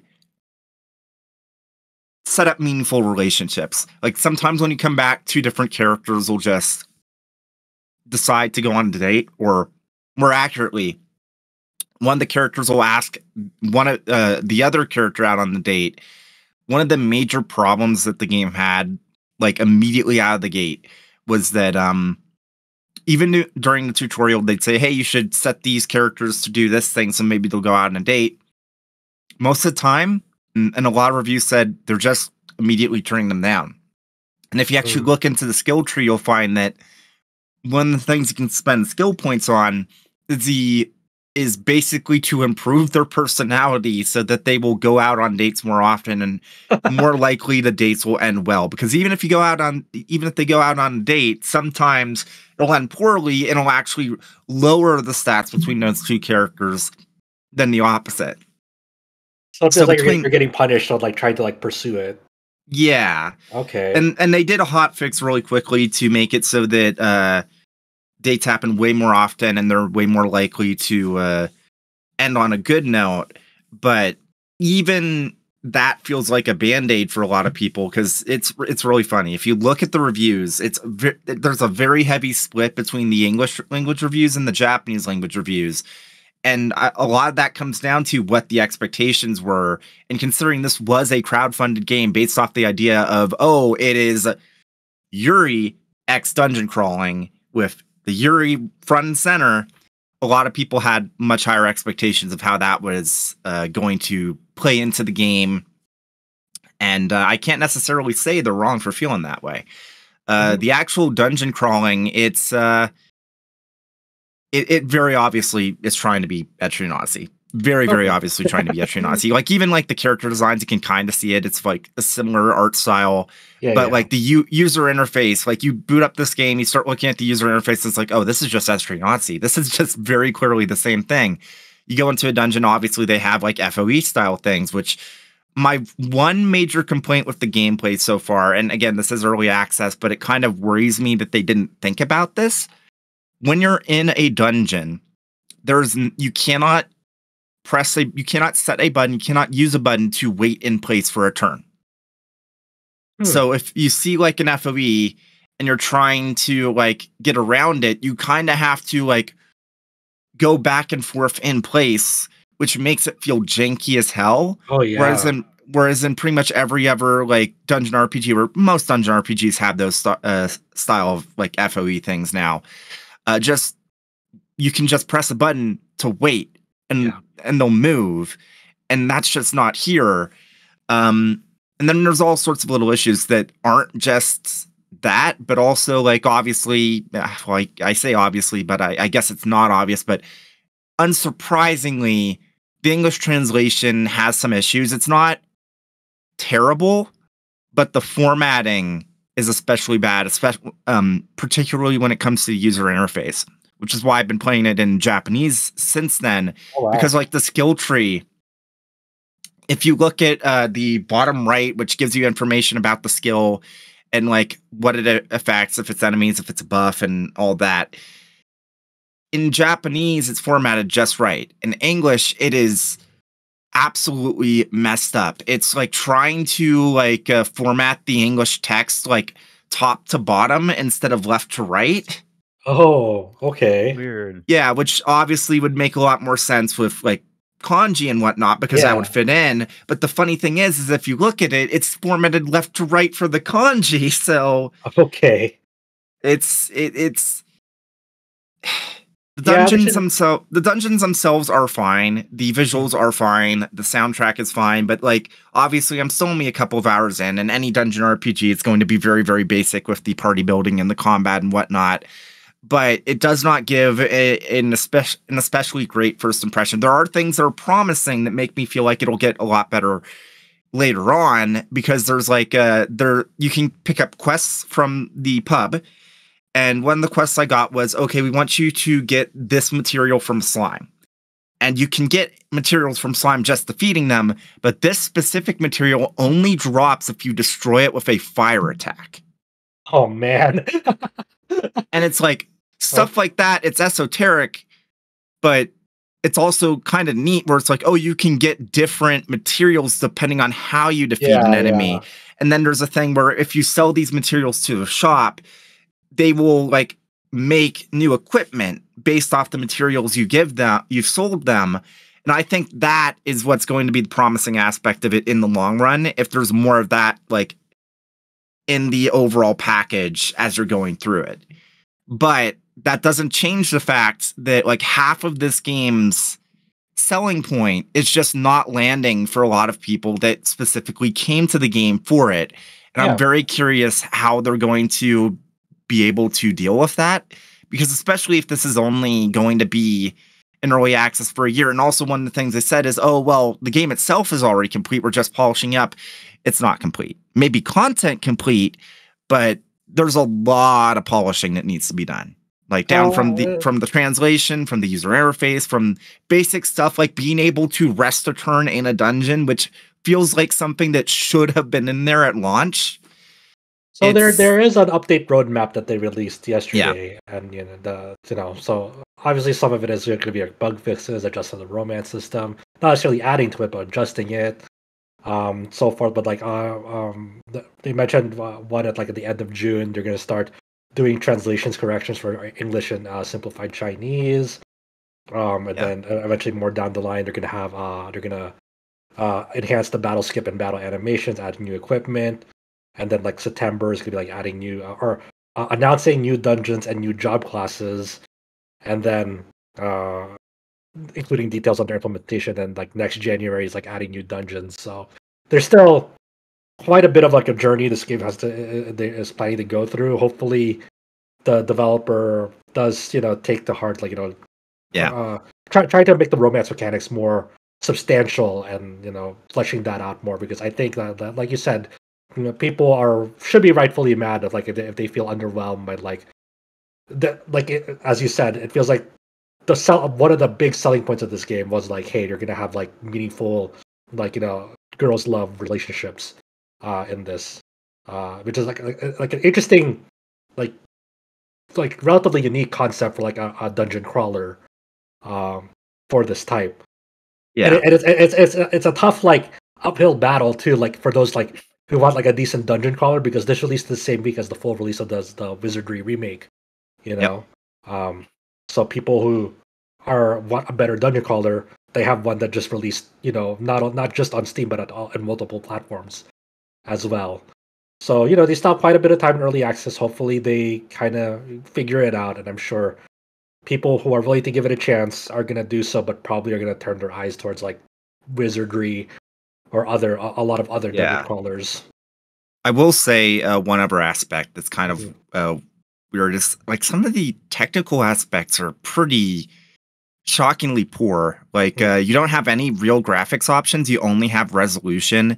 There wasn't, and I actually noticed in some Japanese reviews that obviously some people aren't really familiar with PC gaming, because they're like, so I turned on this game And for whatever reason, this game is making my computer to like make some pretty like unsettling sounds, and it's like, oh, that's because by default it doesn't have a frame rate cap. Completely arbitrary. Oh, shit. So if you go into the game, it like, for example, on my PC, it's running at like hundreds of FPS, no problem. And that's at 4K, which, by the way, the game doesn't say it supports 4K, but you can look at the resolution. And it's like, if in borderless window, it just seems like it maxes out the resolution, even though it says 1080p. So one of the things they hotfixed was, here's a 60 FPS cap you can enable, but obviously those people didn't realize that you could just enable VSync, and it's like, and then there's the whole aspect where you can use the mouse, but it doesn't have a mouse cursor. There's no options to go through the menus with like a mouse cursor, even though this is a PC exclusive. So what you have to do is you have to use the WASD keys, and then you can confirm with left click and like cancel with right click. But it's like, for a dungeon RPG with like skill trees, and it just really, yeah, that just seems like it just seems like lack of foresight. Like, this is like you've never like, have you? It's one of those, like, have you like tried to like play? Have you tested your game? In terms of, like, they have tested the game, but obviously with controller, because like one thing you might remember, and I haven't actually booted it up on my Steam Deck yet, but I know it works because that's how I demoed it at TGS. So I'm assuming that they just like used controller, and it really feels like they're like, oh, we want to make a game. Oh, the easiest way for us to do this is on PC, but pretty much all of the people working on this game have specifically worked on console games in the past, so they're not familiar with stuff that's maybe a bit more important for PC gaming. Yeah, which is, yeah. We'll see. I'm not super negative on it. Like, I do understand the disappointment with the dating aspect of it, but it seems like it's fine. It's just very, very unpolished at the moment. And what the early access period is for. Yeah. So hopefully it improves over the next couple of months. Hopefully they patch things up. The presentation definitely could use some work. I am enjoying it. It's just one of those things where it's like, I'm not sure how much I'm gonna play it before like patches, because especially with how rough it is right now, it gives me the feeling that things are going to probably change pretty drastically in the next like half a year or so. I mean, it has to. That's what I'm hearing. Yeah. But oh well. I played some other indie games, but I don't know if we want to talk about them. No, well, we could talk about it another time. Yeah. All right. That's Witch and Lilies. If you like dungeon RPGs, maybe wait for this to be closer to full release. If you really want to play something, I think there was like a sale or something on like Fanatical for like Undernauts in a bundle deal for like $10, and like that's a good dungeon RPG. That's a really good dungeon RPG.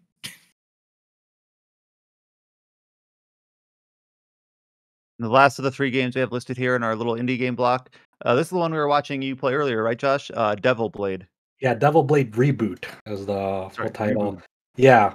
So I'll keep it short. It's a shmup, and the noteworthy thing about it is like this is very much a mostly solo dev project by none other by Shigetake, and you might recognize Shigetake from he did a lot of Vanillaware work as an illustrator for titles like Grimoire, Odin Sphere, and Muramasa. Also did the character portraits for the Asta Libra revision.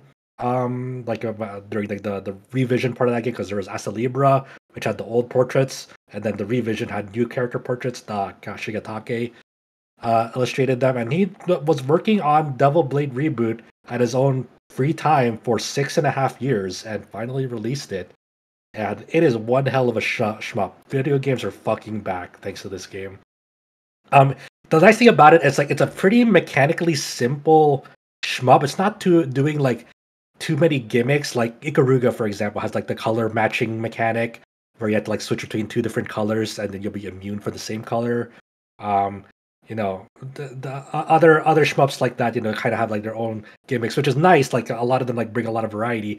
But this one has its main mechanic is mainly through a very, very diluted sense of risk versus reward, and it's through its berserk system.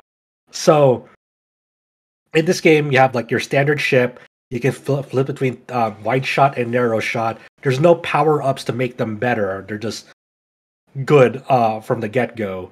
And what the main system is in this game is you'll gain more score the closer you kill enemies. So basically, you have to like your proximity has to be close to them to get a better score multiplier. So whether like if they're somewhat close to you, you'll get ×2. But if they're really up close to you, you're ×3. And every time you kill an enemy up close, your berserk percent is going up.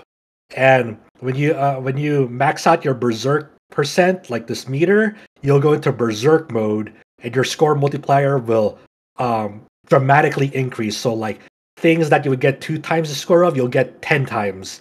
And then like if they're nearer, you'll get 15 times and sometimes 20 times the score multiplier during this brief berserk mode on it. So it's a very, very risk versus reward. If you're trying to, like, for survival and learning the game, obviously you want to hang back and not get too close up to enemies.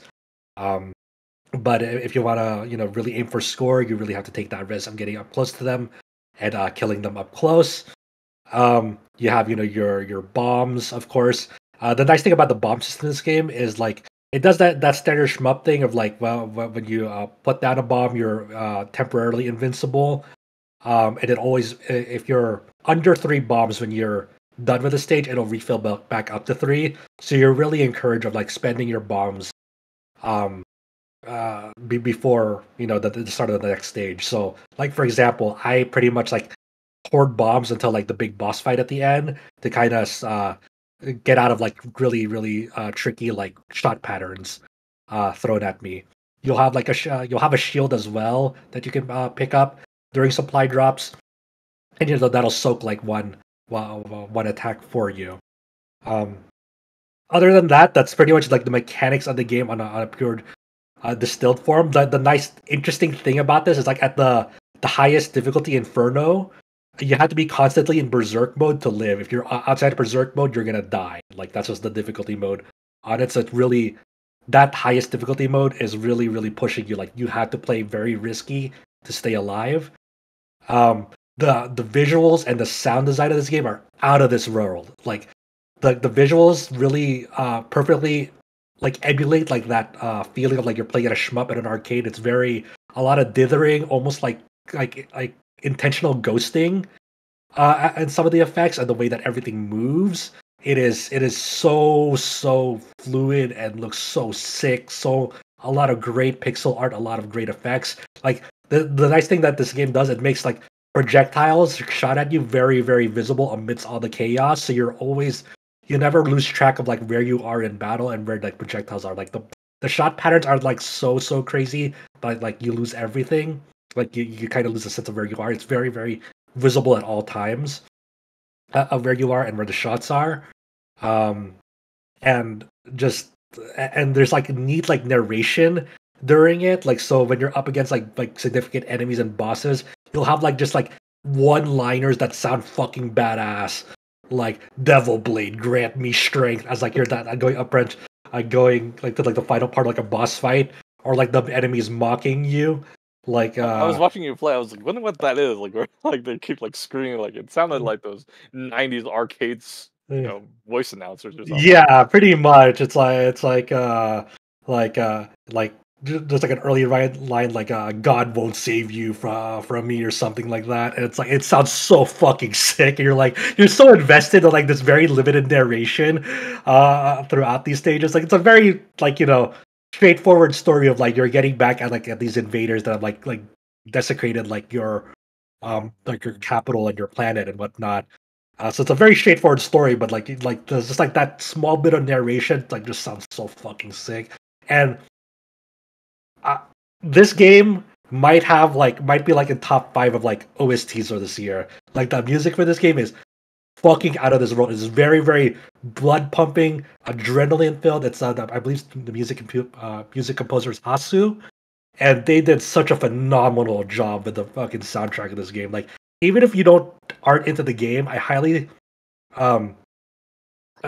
recommend going to like the Devil Blade Reboot Steam page and then checking out like the one of the notices has like the Bandcamp URL for the OST and picking up that OST because it is so fucking good. Man, the music is so good. And you were saying, Chow, like when you were watching me, like you're like, wow, this sounds like Oten Felgana in one of the later bosses in the game. Like, yeah, it's very reminiscent of like that early Falcom, very blood pumping, very like high energy. Yeah, I miss those old music, but I don't think Falcon was ever gonna get that ever again. Yeah. So I generally, if you're a fan of shmups, pick this up immediately. If you're interested in what I'm saying, definitely check out the Steam page for Devil Blade Reboot. I cannot recommend it enough. Like there's a lot of replayability in it because as you're there's 4 difficulty modes: easy, normal, hard, and inferno. And as you're completing stages and trying to learn, like, survive on higher difficulties and getting through, like, learning patterns of how to play the game, and no matter what, as you're completing stages, you're getting these coins, and you can like go into like an in-game shop and use those coins to like get more pages for the gallery, unlock like new like the. I'm not familiar with the original Devil Blade game itself because it's like a remake of Devil Blade, but I'm not exactly sure what the original Devil Blade game is. But you can unlock that base game inside this game for a certain amount of coins that you earn. A lot of like new wallpapers that show up on the side, new tracks like retro tracks. There's a lot of like stuff like earning like in-game currency just by playing the game to unlock more things in the shop and getting new ways like like the original game, the original Double Blade game, and so forth. So it does have like that amount of like good amount of replayability to encourage you to unlock unlock all the stuff that this game has to offer, and it's worth it. Like I like just daily I'll do like 1 or 2 runs a day and just have a blast, just having fun, like learning stages and learning like how to best like optimize the stage. Like I almost got like a 1cc clear on normal. Well, like when I was first starting out on normal, I felt like fucking hopeless. So I'll just like kind of slowly keep at it with this game because I'm just having so much fun. It's worth it. It's so worth it. The 6.5 years of like working on this game has paid off, in my opinion. It's just one hell of a game. And that kind of covers it for our little indie look in, which seems appropriate here in the month of May. We do have one other game that released in May, and this is one that will have to go to the one person that hasn't been able to speak a whole lot yet this podcast, and that's Adam. So you put up a review for this game. It is a May release. It is the remakester of Paper Mario with the Thousand-Year Door. Yeah, so this is sort of a weird review, or was a weird review for me to write because, like, how do I put this? The Thousand-Year Door, most people would argue, I would say, that it's a pretty good game or a great game. Obviously opinions can vary, but it's a good game. And the re-release basically gave options or had an opportunity to tweak some small things to improve it, which I'll touch on in a second. But it's not like dramatically different. It's not like an Atlas re-release or a Star Ocean 2 remake or anything like that. It's pretty much the same game that it was 20 years ago, just with like some small adjustments here and there and like a redone like visual style in a sense. So what I'm getting at is that this is pretty much a known quantity, so there's nothing I can say that hasn't been true for 20 years for the most part. But anyways, I guess I'll start with this. So The Thousand-Year Door is the second Paper Mario game, and it's an RPG, and came out 20 years ago in 2004 on the GameCube. And ever since then, I feel like every time there's been a Paper Mario game, people have been wanting Paper Mario to be an RPG again. Like, Super Paper Mario was an RPG, but it was more like a side-scroller. Then you get like Sticker Star and Color Splash and even Origami King are all like adventure games. So ever since the Thousand-Year Door released, every subsequent entry has kind of moved further and further away from being an RPG in a sense. And I kind of feel like I see a lot of people who every time a new Paper Mario game came out, they hoped that it was an RPG. I remember people saying like, "Oh, this one's they're trying to look at screenshots or whatnot. Like, does this one have partners? If it has partners, it might be an RPG." But so we're still waiting for Intelligent Systems and Nintendo to release a new Paper Mario RPG. But this is perhaps the next best thing, where they take this sort of beloved fan favorite and re-release it on a new platform, because the original game was kind of locked away on the GameCube for the last 20 years. So when it comes to the Thousand Year Door, how do I put this? It's I'll just say it plainly. The one criticism about the game that I think a lot of people kind of lean towards, it may sound kind of silly and maybe kind of specific when you get to it, is that the game does have a penchant for backtracking, where you kind of have to retrace your steps, where you're literally asked to like talk to a person 2 screens to the right. Oh, now you got to go back 2 screens to the left. Oh, now you got to go back 2 screens to the right. And the game does this at a handful of spots in the game. And it seems like Intelligent Systems and Nintendo, when they were remaking this game, they heard those criticisms. And in fact, most of the actual changes in the game, like other than, the visuals, are to address this. For example, and we touched on this earlier with the preview embargo, the Rogueport sewers now just has like a central hub room for your warp pipes. And not only are your warp pipes now all in one spot, in the original game they weren't, now your actual like warp, like your availabilities to warping to the different places of the game unlocks a little sooner. So it makes it easier to get around and at an earlier point in the game. But also, in addition, there's several points in the game where they added like new shortcuts. So probably the biggest example of this, in my opinion, is in Chapter 4, where you have to go in between Twilight Town and Creepy Steeple.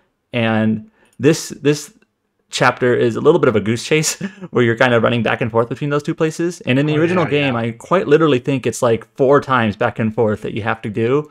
In this version, they added quite literally another warp pipe to like, you can just, once you get to Creepy Steeple, you can just warp back and then you kind of skip the forest in between. And there's a couple of other small shortcuts. There's one in Hooktail Castle that I noticed. There's one in the Keyhole Key that allows you to avoid doing a Yoshi flutter jump every time you explore it. And so basically, this was their strategy to address this sort of backtracking complaint, and I think it does a pretty good job. You might remember in Chapter 7, you have to search around the world to look for General White, because he gives you access to the big cannon to shoot yourself to the moon, of course. Yeah, just no big deal. And in the original game, you kind of have to you have to move all over the place. You have to kind of navigate through the sewers quite a bit to like get to your different warp pipes. But in this version of the game, because your warp pipes are all in one spot, it's literally just kind of like jumping in and out of the warp pipes in this room, and it's pretty trivial. You literally tour around the world in like 5 minutes and get through that little scenario pretty quickly. So otherwise, it's the same. But I guess for people who aren't familiar with this game, here's just a very quick summary of it. I guess it's the second Paper Mario RPG. Mario or I should say Peach, is exploring the town of Rogueport. She's basically on vacation, and she gets a treasure map, and she eventually basically gets abducted, and Mario basically trails behind her, and you learn that in this city of Rogueport, there is a gigantic ancient door underground called the Thousand Year Door, and in order to get to the mysterious secret treasure beyond the door, you have to collect the 7 crystal stars. So pretty classic Mario RPG, framing, pretty similar to the original Paper Mario, somewhat similar to the Super Mario RPG. And, it's not like a dramatic, epic storyline, but it's charming, it's witty, it's cute. It does get surprisingly dark in places for being a Mario game, but I mean, the final boss is like a demon. Yeah. Sorry. Oh yeah, I was like, so, oh yeah, that's right. Yeah, it is. Yep. I guess, do you have any, Brian? I know you played this game. Is there anything about the remake that you're wondering Like, I don't even know what else to say, to be honest. And I mean, like, I kind of agree with you that it's tricky to talk about because it is such kind of a known quantity, but also we're a bunch of boomers, so that's why we think that. Um, the thing is, though, is that like I'm trying to think of like what game would you compare this to? Um, that's not Paper Mario or not Mario RPG or not Mario and Luigi. Like, I'm not sure exactly what you would. I'm like, it's kind of like the Thaumaturge because of the way that game works. Yes, Paper Mario, Thousand Year Door is just like the Thaumaturge. Direct inspiration. Well, I mean, the Thaumaturge, Victor is Mario, and your Salutor is your partner, and you can only summon one at a time. I love it. Holy shit. Yeah, I think the main thing about the first two Paper Mario games, and no, the first three really, Super Paper Mario as well, is that one thing that the Mario and Luigi games and the later Paper Mario games lost is that the first three games really got inventive with the types of characters in them. Like the sorts of, you'd see like Toads with different jobs or weird groups of people that are like not found in any other Mario game. Where later, and there's like a Miyamoto quote or something from like 15 years ago, where later they just go straight into like there's Goombas and Koopas and Toads, and that's it. Where the first three really kind of get inventive with like the Punies or The different things X-Nauts, like that, or the Sorcerer yeah, people.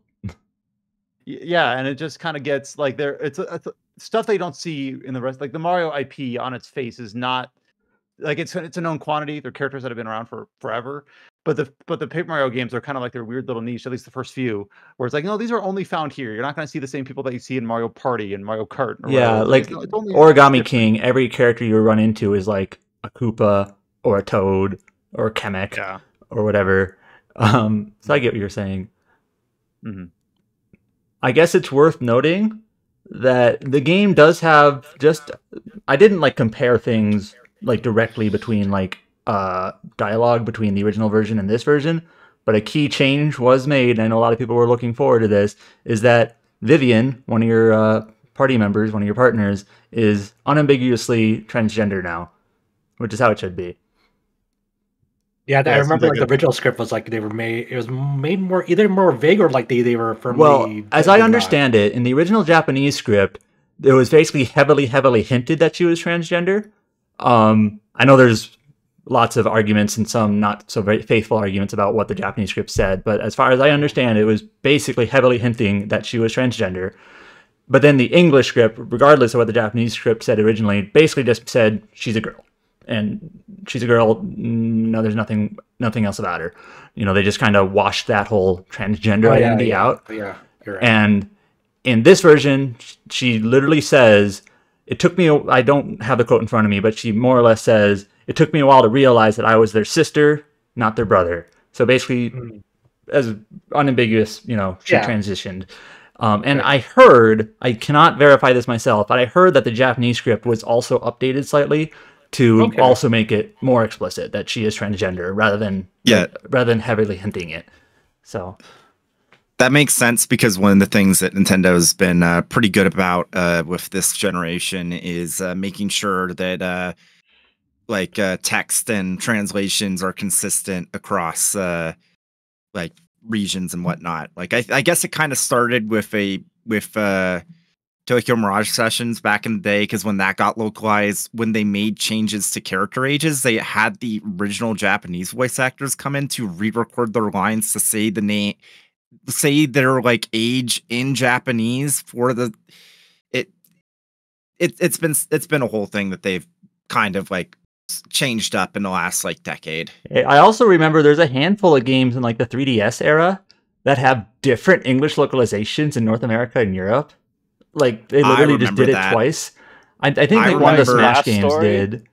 Yeah, I know the one game that it was a big deal with was, well, I guess not a big deal, but people made a stink about was Triforce Heroes, where the North American English release was filled with a bunch of memes, whereas the European English release was a straight translation, and people were like, why didn't we just get the European translation in North America? These memes are going to date this game.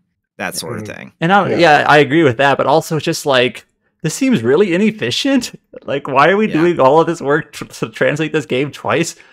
Anyway, but yeah, one thing I do like about Paper Mario is that it's actually the combat in this game. It's pretty typical Mario combat in the sense that it's got like your action timing.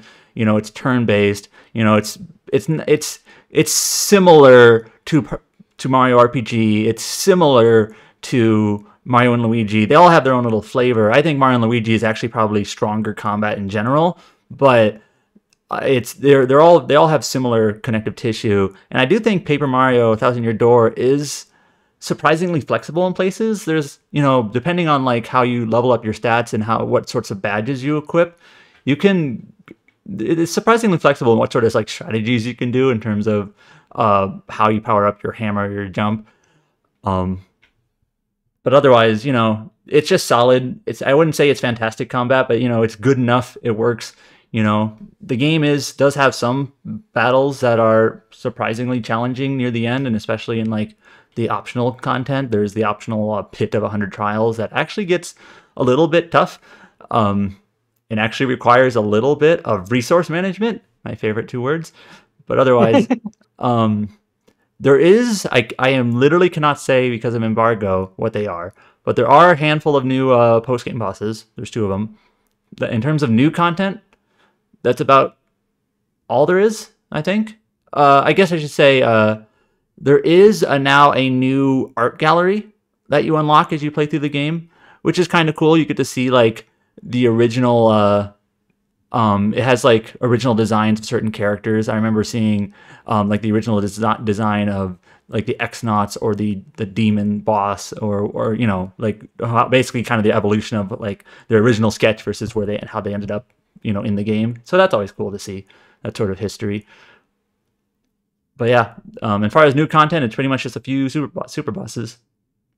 The way you described it in your review was, it looks like the game you remember, but like when you go back and you're like, you forget how ugly it was. Like it's, I've seen a lot of people say that this game like really pops on, especially like the Switch Lite and the Switch OLED, in terms of color. And it's unfortunate that it runs only at 30, but luckily, you know, it's a turn-based game.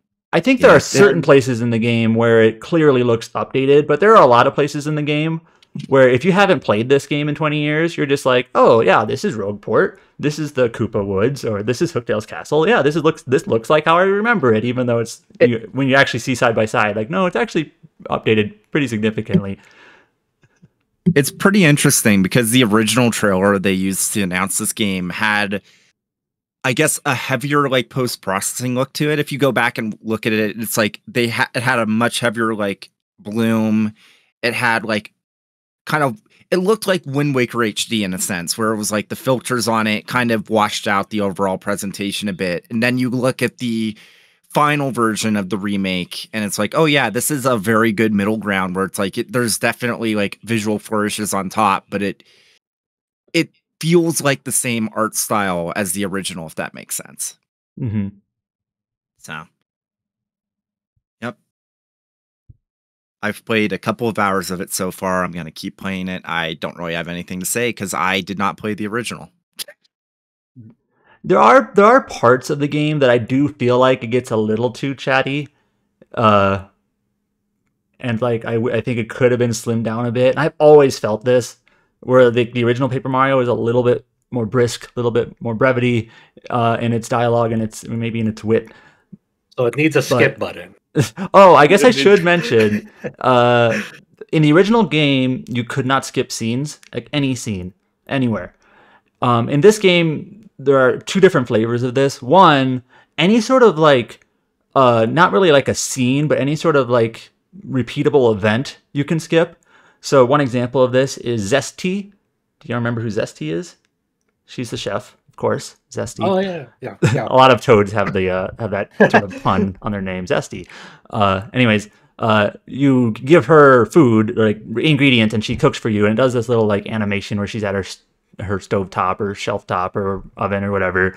And in the original game, you had to watch her do this every time. In this game, you can skip through it. Same with like if you sleep at the inn. Same if you use one of the sorcerer spells, Merlivy or Merlon or Merly. Same if you use like the blimp or the train or whatever, you'd have to watch the little scene that shows you traveling from one place to another. You can skip all of that now, which is nice. Now, story scenes you cannot skip. However, if you have to like reload and see a scene from a reload, from a game over, then you can skip it. I actually tested this on the final boss, because I remember in the original game, the final boss does have a pretty long sequence of dialogue ahead of it. And I remember the final bosses can be somewhat tricky if you're not prepared. And it sucked if you lost in the original game, because then you'd have to rewatch this whole long event scene again. And I lost definitely on purpose to see the scene again, see if I could skip it, and you Skill can. issue. I mean that's not even a discussion. That's the ultimate like Galaxy Brain IQ. It's like I gotta test it to inform people. You know. I'm joking. I did literally test it, but the joke is you don't know for sure if I'm lying, and maybe I just lost because I suck, and there's no way for me to prove that I didn't. I know that Adam is a god gamer, and he would only he's a better gamer than me, that's for sure. Whenever I think of this is a tangent, but whenever I think of unskippable boss scenes like that, I always think of there's no way I'm letting you take Kyrie's heart. Oh. Yeah. That'll be relevant soon, I think. Yeah, it will be relevant soon.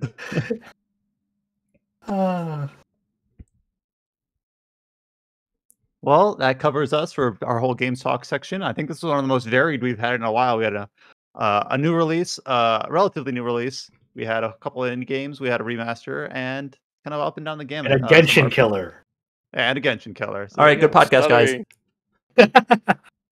We do have a small news section this week. Not a ton here. Article shoutouts. We do have Adam's Paper Mario: The Thousand-Year Door review up on the site. And then we talked about this last week on the podcast, but James formalized his thoughts and did a write-up for Dread Delusion. And so now we have a written review for that up on rpgsite.net as well. And then we also do have one other feature from James talking about the remaster, is that the right word, for Monster Hunter Stories. So tell us about your feature here about Monster Hunter Stories Definitive Edition. It's kind of wild that Capcom had a whole like in-person preview event for port of Monster Hunter Stories to the PS4 and a remaster of the original to pretty much everywhere except Xbox. Remind me, does the Monster Hunter Stories remaster add voice acting? There is some voice acting. It's been so long since I played the original. I don't know how much of the voice acting is new, but there's definitely voice acting now. I thought the original game didn't have voice acting at all.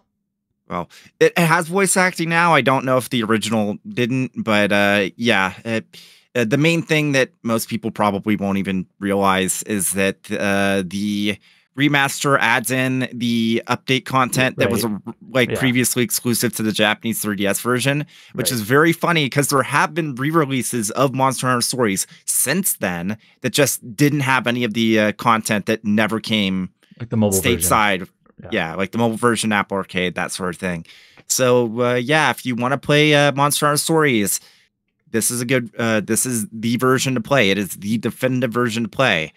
Beyond that, not much else to say. It was very, very funny seeing the remaster of Stories 1 right next to the PS4 version of Stories 2 and being like, man, this is a great remaster of Stories 1, but Stories 2 is such a glow up, it kind of makes it look bad right next to it.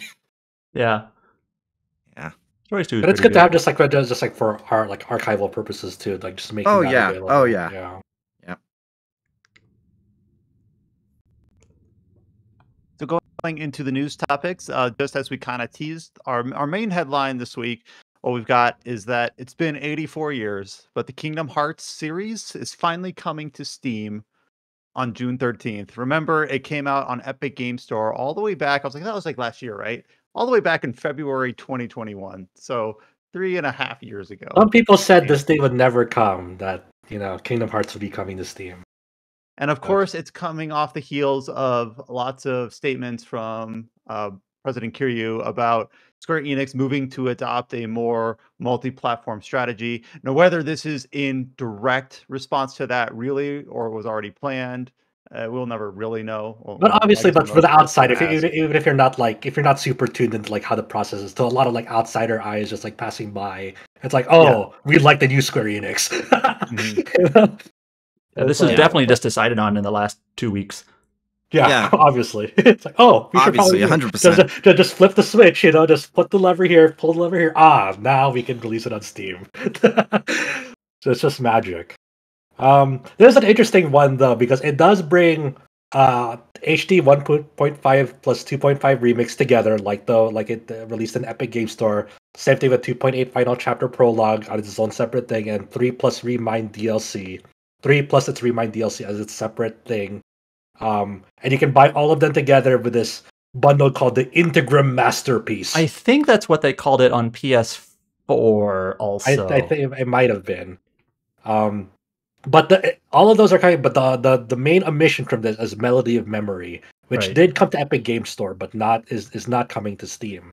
So that one is a weird omission because a music, I guess. I don't know why that would matter if it's on Epic. It's one of those things like it does have story content in it. It is small, but there is story. I just watched content it on YouTube. Yeah. I didn't even know what that was.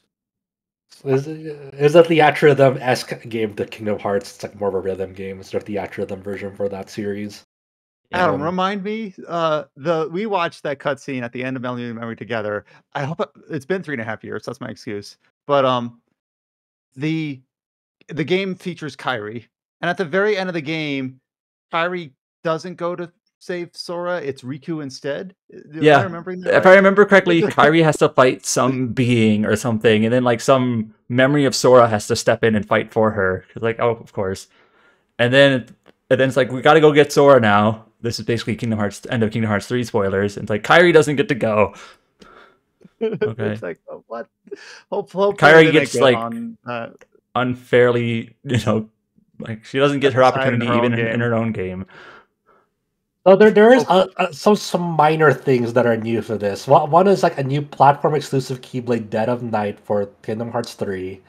Also the one that hasn't been outwardly stated, but like on the Kingdom Hearts 1.5 2.5 HD remix Steam page, there is some minor visual updates coming to it that is not on the Epic Game Store. It's like minor texture filtering to make it look a little bit cleaner. Yeah, textures.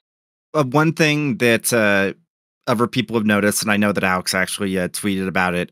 So the versions on the Epic Game Store are DirectX 12 games, and it seems like the versions on Steam are DirectX 11, which does line up with stuff that I'd heard previously, that these versions are basically new ports, and that there was like extra effort put into them specifically to get them in a better state, because there was some really weird funkiness with the Epic Game Store versions. Like, I believe somebody said along the lines that somehow the save data was stored as a fucking PNG file. Wait, what? Yeah. Hell yeah. Yeah. That's crazy. Yeah. But yeah, even in the press release, for this announcement, the Square Enix says straight up, new to the Steam release of this title, Kingdom Hearts HD 1.5 plus 2.5 will feature textural updates to its graphics. Yeah. So basically the PS2 3DS games. Yeah. PSP. And yeah, assumedly, from what I've heard, that should mean that there shouldn't be any of the funkiness with Steam Deck support on these versions, since they are pretty clearly pretty different from the Epic Games Store version, even if you won't be able to outwardly notice it from a store page. I wonder what the prices are going to be on these Steam releases. $60 each. I hope not, because that would make the Integral Masterpiece look crazy if it's $170. Like, it's like, the 3 releases plus like a $10 discount. Don't worry, the Kingdom Hearts fans will buy anything. I will consider getting the Integral Masterpiece if it's like $60. If it just bundles all of them, it's $60 I'll think about it. Look, if it's anything more than that, I'm like, I don't know. I think I bought Kingdom Hearts free when it was discounted to like $20. Yeah. I already covered the PC version of Kingdom Hearts 3, and it seems like that version shouldn't be different. Yeah, it doesn't need to be. The quote I mentioned earlier doesn't mention 3. Looks like only 1.5, 2.5 were updated. So yeah, and I mean, Kingdom Hearts 3 was a good port, so it didn't really need any changes, but definitely interested in the HD remaster stuff to see how that's been improved. Yeah. There we go. Finally, at long last. We were talking last week. What is Square Enix's AAA game this year? It's this. I don't know. It's Kingdom I'm Hearts sort of for me. joking, but I am curious to see like how well this will do. Yeah, I mean it's nice that it wasn't shadow dropped. You know? Yeah. Yeah, So Ha- we're ha- learning. I hope it Has does any good. game done well releasing on Steam after Epic? Like, Well, I mean, 80s. Hades. oh, there you go. Yeah. Also, I'm definitely expecting these to sell really, really well. But I don't think that's gonna necessarily be because it came after the Epic Games Store, but rather I've seen so many people that have said, "Wait, these were on PC to begin with." It's Yeah. kind of interesting, right? Because you have that crowd like they didn't know that it was on PC on Epic Game Store, but then there's also that crowd that's like I'm holding on to like the Steam release and I will hold firm that I will not get it from Epic Game Store. There's actually a substantial amount of people that have actually held firm on like their boycott of the Epic Game Store version for the Steam release. And I don't know if it's I not did really see that. it's not really an active boycott. It's like there's so many other games probably that's like I'd rather play now and then just wait for the Steam release eventually. I And hey, did see that it worked. poor soul on Twitter who, like 3 days before the games were announced for Steam, literally said, "I can't take it anymore. I'm going to buy the Epic version, and you can thank me in 3 days when Square Enix announced these for Steam." And it was pretty I saw prophetic. that. What a hero! My brain is so poisoned with social media people scraping for clout that I'm like, I wouldn't be surprised if like a person like that knew and it's like, I'm gonna just pretend I didn't and then buy it and then for the clout. I'm like, oh, that's probably just a me thing though. Like I don't know. But yeah, I fake held on and foresight, wait for yeah. the Steam version because I don't know. Like I have friends that played Final Fantasy VII Remake on Epic Games Store. They played like 20 hours. Like, fuck it. Once the Steam version came out, they just uninstalled Epic version and just bought the Steam version immediately. It's like I played Neo: The World Ends with You on Epic because it came out on Epic. And then when it came out on Steam, like a year later or whatever, or maybe was it more than that? I just bought the Steam version again. I transferred my save, and then on it, that's like the there. exact Now I same have it thing, on Steam. basically. Yeah, and I'd say that for the whole dynamic with the Epic Games Store has just gotten worse over time because remember, when it released, the Steam Deck wasn't a thing. Now the Steam Deck's a thing, and there's millions of people that specifically want to buy their games on Steam, not just because they prefer Steam as a platform, but specifically because, well, they don't want to have any hassle if they try and play something on their Steam Deck. So, Yeah. I Makes just sense. don't like the launcher. It's just a little bit clunky to use, and it's like, it Well- feels kind of intrusive, so I don't want to use it. So funny story. I was actually gonna like use Epic Game Store to like play Wuthering Waves because it's also on there, and then like I installed it and then I tried to boot it up, and it's like it's just booting up the fucking client to the launcher, right? So I just wanted to like just if I was gonna play it, I just wanted to see like my gameplay time on it, and then Epic Game Store would do that. I'll log it, and then something broke in the process of like I tried to launch it, nothing came up, but instead it was still running. So I ended the process, uninstalled from Epic Game Store, X'd out of Epic Game Store, just got the standalone client. I was like, oh, something broke. Fuck you, Epic Game Store. I'll just go get it from their fucking site, I guess. I just So, downloaded the there you go. Windows standalone client Yeah. as well. I think what they said the worst thing you can do is get the Google client because you'll be permanently locked to Google accounts if you use the Google client. I think that's what they said. I don't know. I just made a fucking burner email. Like use the burner email account for the login thing for them. I don't care. Yeah, Epic Game Store has a huge uphill battle if they want to stand a chance. I mean, yeah, I ran into one obstacle, like something that should be very, very straightforward, and it's like, oh, it broke, so I'm not gonna do this anymore. Okay. I genuinely think that besides Alan Wake 2, which you should play that game if you're going to play it on PC, it's one of those games where I don't care about it not being on Steam because Epic fucking funded it, so of course they're going to want it on their launcher. But beyond that, I don't think there's anything actually exclusive to Epic anymore. Like nothing in the last 2 years has been announced. Well, okay, Fortnite, but yeah, they might. I think that the Diablo 2 remake, I think, is still on Epic, Well, right? is that still Battle.net? No, that's not Epic. That's Battle.net. Yeah. I think the Assassin's Creed stuff you can get on Epic, but not Steam. Right, yeah, right. Because Assassin's Creed is basically you can buy it on our Ubisoft Connect system, or you can buy it on Epic, but not on Steam. But all you're doing is like going through the Epic payment processor, but you're still getting the launcher Yeah, I'm you almost boot it up. positive if you get Assassin's Creed on Epic Store, it's just going to launch you whatever you play Ubisoft Connect anyway. So Oh, yeah, whatever it is. and regardless, some Ubisoft games do eventually come to Steam later anyway. Right, and Like they're Valhalla starting did. to Yeah. they're starting to open it up. Is anyone going to replay these once they come to Steam? I'm interested in I might seeing eventually. I'm interested to see the older games, like these new ports of them. Yeah, I'll just say I want to check them out if for no other reason to see how they work on Steam Deck, because I feel like that's important that we check that. I I think will so. play them. I mean, Kingdom Hearts, despite like how much we shit on it sometimes, it's like they're really good games. So Adam, you hear that? Can we request these so I can at least just test them on Steam Deck?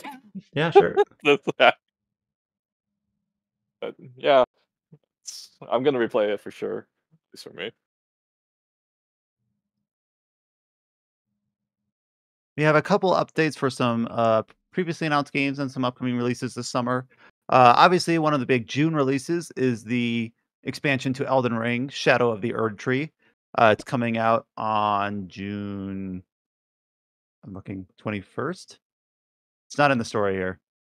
Yeah, June 21st. I did remember right. I should have just stated it confidently. We got a story trailer for Shadow of the Erdtree. So I watched this. I wanted to be like, all right, I'm going to watch the trailer so that I could talk about it on the podcast and come across like some sort of person of authority. But I watched it and I'm like, I don't know what I just watched. Like it's been too long since I played the game to know what the story is like suggesting. It's interesting love. It's like it feels like a trailer from like 10 years ago in that it's 3 minutes long and it's like entirely like CGI, which I'm fine with, but it's just I feel like you don't see those much anymore. Mhm. And it's mostly vibes and atmospheric. It's kind of interesting because I was at the YouTube live premiere for that just to kind of get a sense of like, okay, what does the crowd look like for this? And it was like 150K waiting for this fucking 3-minute trailer to drop. And they're like, holy shit! So it's still very, very, very popular. Like just people keeping their eyes on. Yeah. So I mean, I'm with you. I was hoping for a little bit more gameplay in the story trailer at least. But it's a nice looking cinematic and just kind of establishing like what the Land of how this Land of Shadow came to be. And going to be very focused on Miquella. And so forth. And it's like well directed and obviously I don't know how to state this eloquently. Like the CGI looks good, Unga Bunga, Yeah, or I know. whatever. Like it looks good. But yeah, maybe if you've played Elden Ring recently, oh, this has been referred to by this one NPC who talks about this one thing that. Well, that's inevitable, right? Like all the Souls lore people are already gonna make like a 10-hour video off of this 3-minute trailer. Yep. Like they're probably already done and like just uploading it now. Yeah. So and I'm still with you, Josh. That like before this releases, I want to replay through Elden Ring, but I don't know if I'll have the time. I'm trying so bad. Like I need to get to like some other things. I need to finish off this branching path that I'm working on. I need to finish Sandland and get a review out for that. Then maybe I'll have time for Elden Ring. You know what?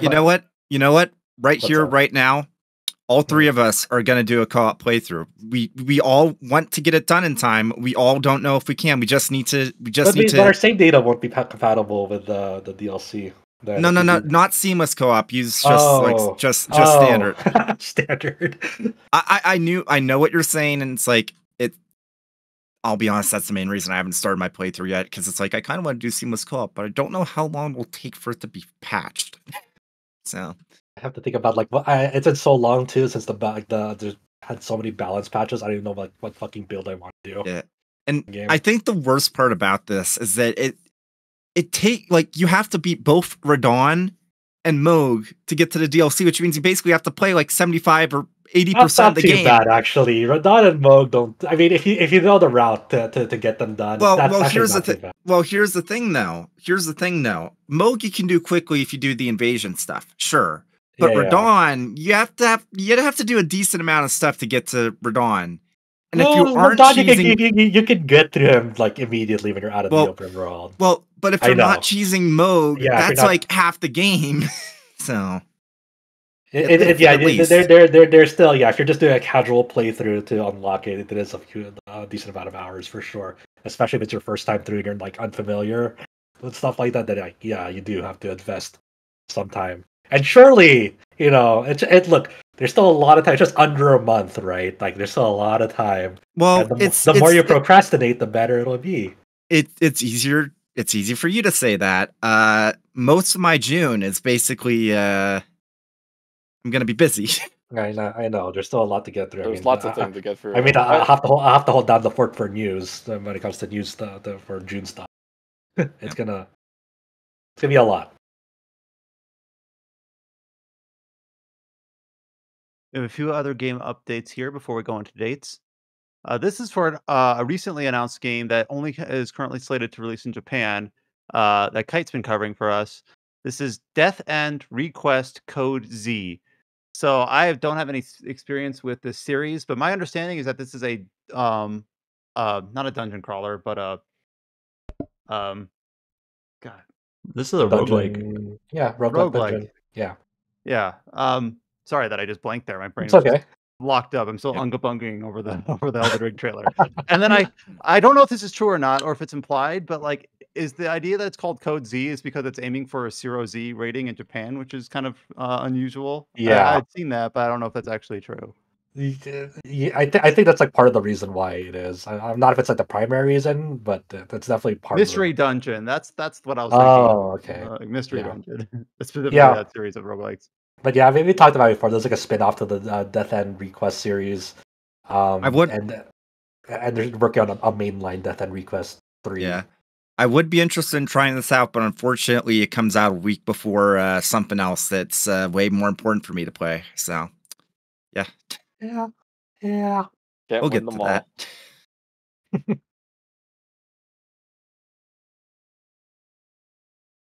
Coming in on August 8th, we have the first DLC for Warhammer 40k Rogue Trader. So this is the DLC Void Shadows, which will add 15 hours of gameplay and a new companion. And the announcement, this headline of this DLC, so Rogue Trader came out in December, and I have installed it and started it, but I have kept putting it aside and not playing it. And I'm like, all right, I guess I should probably play it now, because now that I have like a deadline, like, okay, they're adding stuff to it. I've not played the base game, so my June, instead of being Elden Ring, will probably be finally playing through Warhammer 40k Rogue Trader. I enjoyed I've said this too many times, but I enjoyed Allcat's 2 Pathfinder games, but I just have not latched on to Warhammer, which is probably why I kept bouncing off of it. But now I've got incentive because obviously this DLC announcement came with the trailer, but I've not played the base game, so I don't really I can't parse like what this is actually adding, other than of course adding new characters. Is like that's what they've done. Yeah. Well, you're in luck too because along with that announcement, you have a Steam Deck, right? So. Oh yeah, and then alongside Rogue Trader is now been verified for Steam Deck from Allcat themselves. However, I will say that I don't know to me I don't know if I want to play an ice to me I'm like I want a mouse and keyboard for this game. But maybe if I'm not on my computer, having it playable on Steam Deck would be good for I don't know short bursts or if I'm not. Yeah, I mean hopefully like the Steam Deck controls for this game are decent because I imagine just having it be portable would be nice because it's like a huge ass fucking game. So hopefully just being able to play it on the go in between playing it on the desktop PC would be a nice way to just keep on progressing it eventually. I'm gonna see how scared I should be. I'm gonna type in how long to beat, the website. Oh no, don't do that.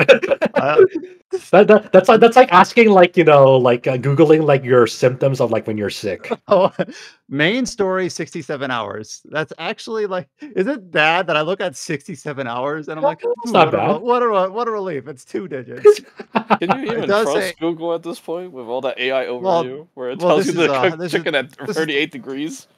This is the website howlongtobeat.com, which I use them a lot.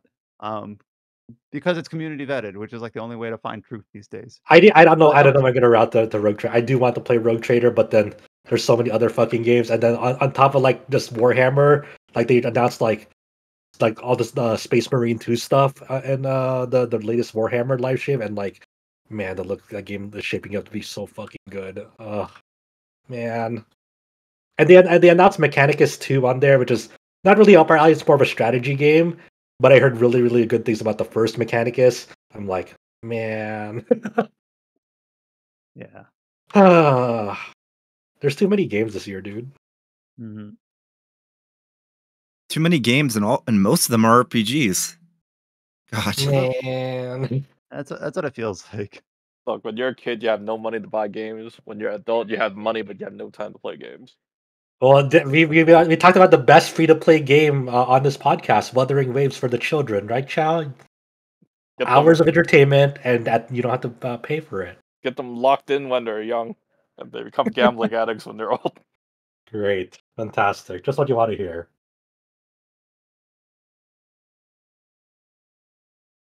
The last update that we have is the announcement of Werewolf the Apocalypse Purgatory, which is a narrative RPG set in the White Wolf Werewolf the Apocalypse mythos.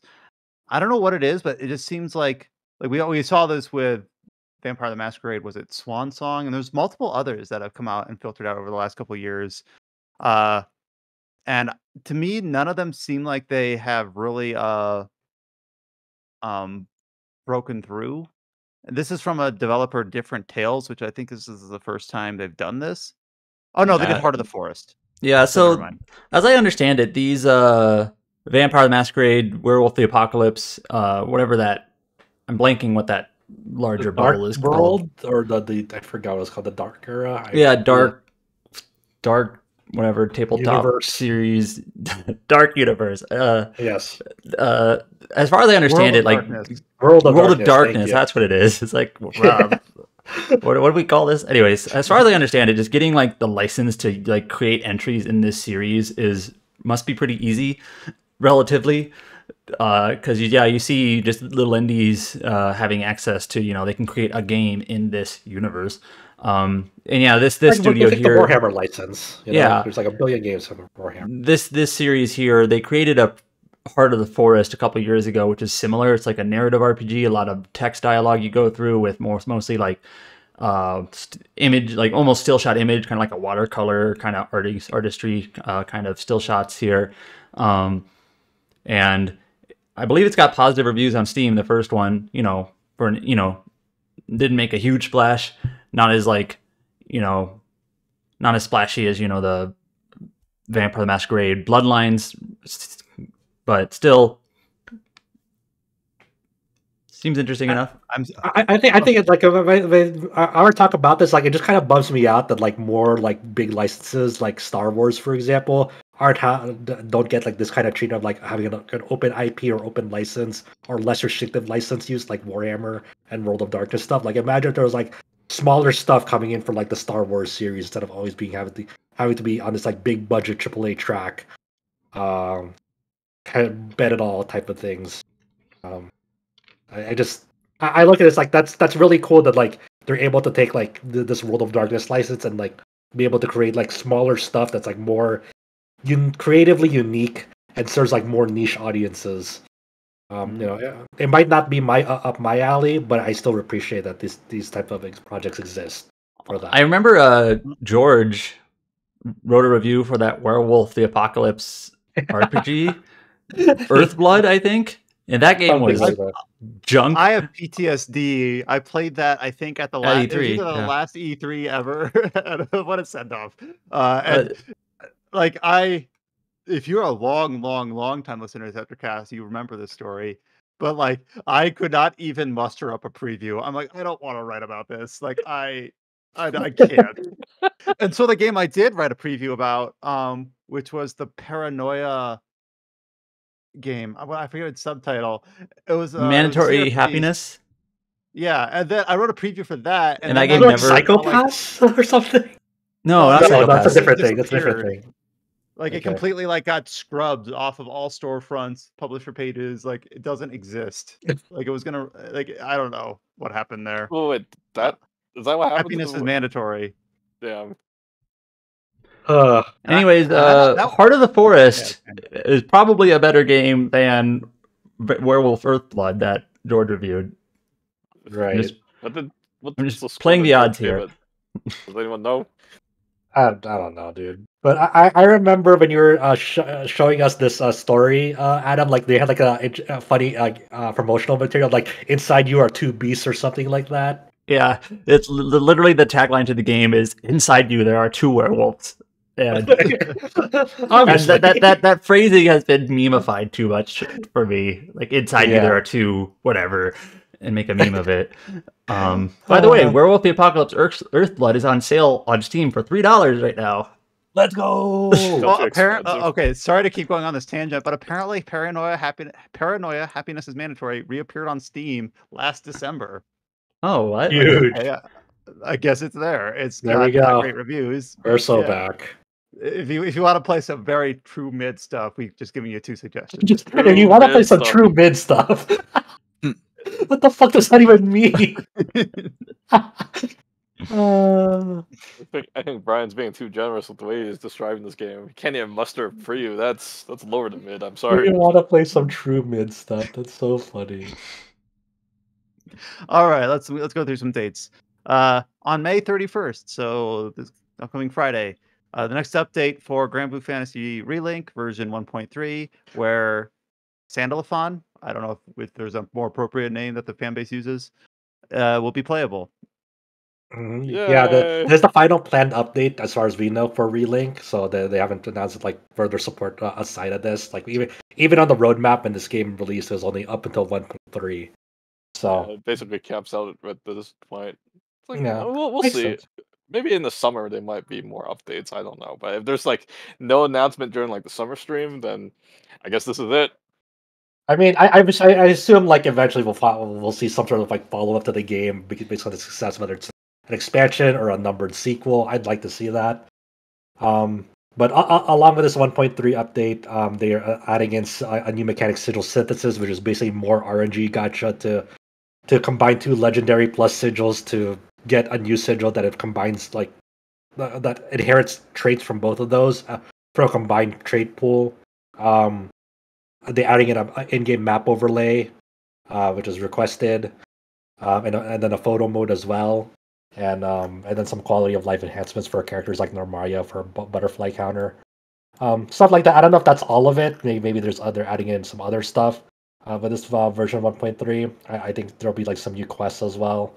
But other than that, we'll see if there's the end of like support for Relink or if they're gonna follow up on it eventually. Who knows? But it was a good game. Nice to see that, like, it got as much support as it did post-launch. And, maybe I'll circle back to it, like, near the end of the year. Just checking out all the stuff that they added. And I'm surprised we didn't talk about this in the earlier conversation, but the OG Genshin Impact, I know it's not the OG, but The OG! for those playing Genshin Impact, its next version will update and launch on June 5th. And again, I am not the right person to talk to this. Chow, what are you excited about for Genshin They're adding, Impact? it's either pronounced Chlorind or Chlorinde for this character, and then Sigwin, Sethos. Yeah, okay. Like everyone keeps saying that I pronounce these names wrong. I play in the Japanese version. That's how they say it. But it's like they say things completely different in English. So don't ask me how they sound. I always get it wrong. So, do you care at all about this version of 1.7 update for this Genshin? Not really. They're I'm waiting raising for the next maximum region. cap of original resin from 160 to 200. Is that a big deal? It is a big deal, but it only took them 4 years to increase the energy. Hell yeah. Get hype. Huge. Resin All cap. it took was Wuthering Waves to come out, and people were like, hey, Genshin must be scared shitless. That's why they're increasing the resin cap. And then now people are like, we're sorry, Genshin. We were too hard on you. We actually love you. After playing Wuthering. But it's just the timing. It's just like, it Yeah. just seems very sus. I think that's the problem, because it just took like 4 years. Like when people were whining it about this since like day one, and then all of a sudden like, all of a sudden when a new game comes out, and these quality of life features finally gets implemented, it just, it just feels, I don't know, I just hate the cycle in Genshin where the quality of life never seems to get updated. I mean, the game is well made and it's great, but the quality of life is just like, But now it is, right? yeah. Yeah. Well, how can Star Rail's still better? There's a resin overflow, so if you have too much resin, it goes into storage, which neither game has this problem. Yeah. Or neither game has this, which How's that? seems kind of like a problem, because you would think that Wuthering Waves coming late into the game, they would take like quality of life features from Honkai Star Rail as well instead, right? Look, man, they're working like 30-hour days to get that game fixed over No, there. no, no. They work 8 days a week. Okay. Jeez. And they also teased like the next big nation or country or whatever, the Natlan, I guess. With this newest bunch of with this newest trailer update for Genshin, like what's this new continent? Chow. The only thing I saw was like they got like creatures that you could tame or something. Yeah, I heard it's Wow, like Pokemon. Yeah. Can you get echoes from them and equip them on your characters? Who knows? Maybe Who's copying who now? This creature system might have may outshine the Azure Lane Thunder. The Azure Promethea or whatever it's called. So I don't know. It's maybe original Genshin was the Genshin killer all along. a game that kills everything else. Look,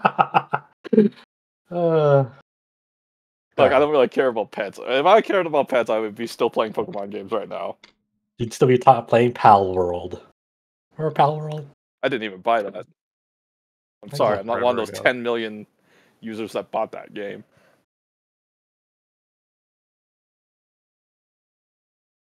Going into June, we have a release date for Scars of Mars. When I saw this title, I thought we talked about it before, and we did back in September when it was announced. This is being published and developed by Acquire. It is like a first-person, like Bard's Tale blobber, set in like an abandoned derelict space station. And I remember at the time saying, "Oh, that seems really neat." And I looked at the gameplay trailer that came out alongside the data announcement, and I'm like, "This looks really neat." So coming out the day before Shadow of the Erdtree. So not a very different game. So I don't know how much those audiences overlap, but it's something I have to take into account if I want to play those games. But this game, I think, just has a real neat both in-game and just like 2D art style. I feel bad. Like I feel bad for this game because there are like certain people who look at this trailer and look at the story scenes and whatnot, and then like, is this AI art? And like, man, we're really at this point where like people are like just can't tell. Like, oh man, is this AI art? Are they fooling me with this? Why would you report on AI art? It's like, I don't think there's AI art in the game. They have on their Steam page. They'd have to declare if there's AI usage in it. There's, as far as I know, there's no AI art. I will say the combat looks really fascinating for a dungeon RPG with like the positioning and it being real time. I am curious about this. I don't know if I'll have the time to play it anytime soon because unfortunately June, July, basically the rest of this fucking year, man. I don't know. Yeah. Hopefully it finds an audience and they cling on to it. It has good reviews. I'd be interested. Unfortunately, we're the folks that are supposed to write the reviews. I don't know. User reviews. Yeah. Oh wait, there's a demo. I guess I will come back to this discussion next week and let you guys know if we should set aside the time to play it. There you go. Thanks for taking one for the team, James. Yeah. This next one is about the release date of the direct follow-up to Kuro no Kiseki 2. This is Kai no Kiseki. Got a new trailer. It's coming out on September 26th. Anything else we talk about what's in the trailer is going to have to delve into spoiler territory. So before we get into that, yes, the release date is new September 26th, but also the platforms it's coming to is also new information. We did not know it was only coming to PlayStation 5 and PlayStation 4. Because they were very coy on announcing the platforms for this game because I assume they were aiming to release this game on Switch day and date. Yeah.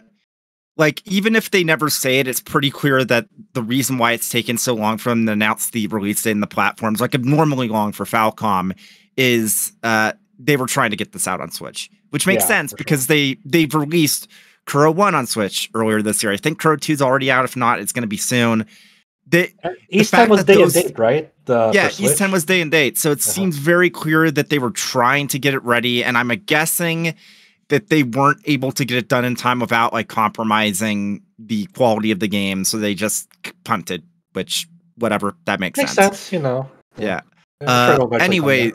Yeah. So, anyways, like you said, well, right here we'll put a spoiler timestamp here because it's hard to talk about anything else beyond this between the platforms it's coming out on and the date. Because yeah, they showed a one lot. thing I will say, one thing I will say is that much like with Feast 10, I will be writing up about this. We are on the list. Yeah, on the list. So they revealed it initially for Mitsu. That the rest of the main cast from the Kuro no Kiseki one is coming back. Along with Van, Agnes, and previously confirmed Burgard. They also showed off the new designs for Kaina Kiseki with Barry, Aaron, Rosette, Quatre, and Judith. They're all coming back. Main crew. Van looks pretty different too. He has like a very different face now. I'm not sure how I feel about that. He looks good, better. But I liked this more like gruff look before. Now he looks a little bit younger. He looks more shonen protagonist. yeah.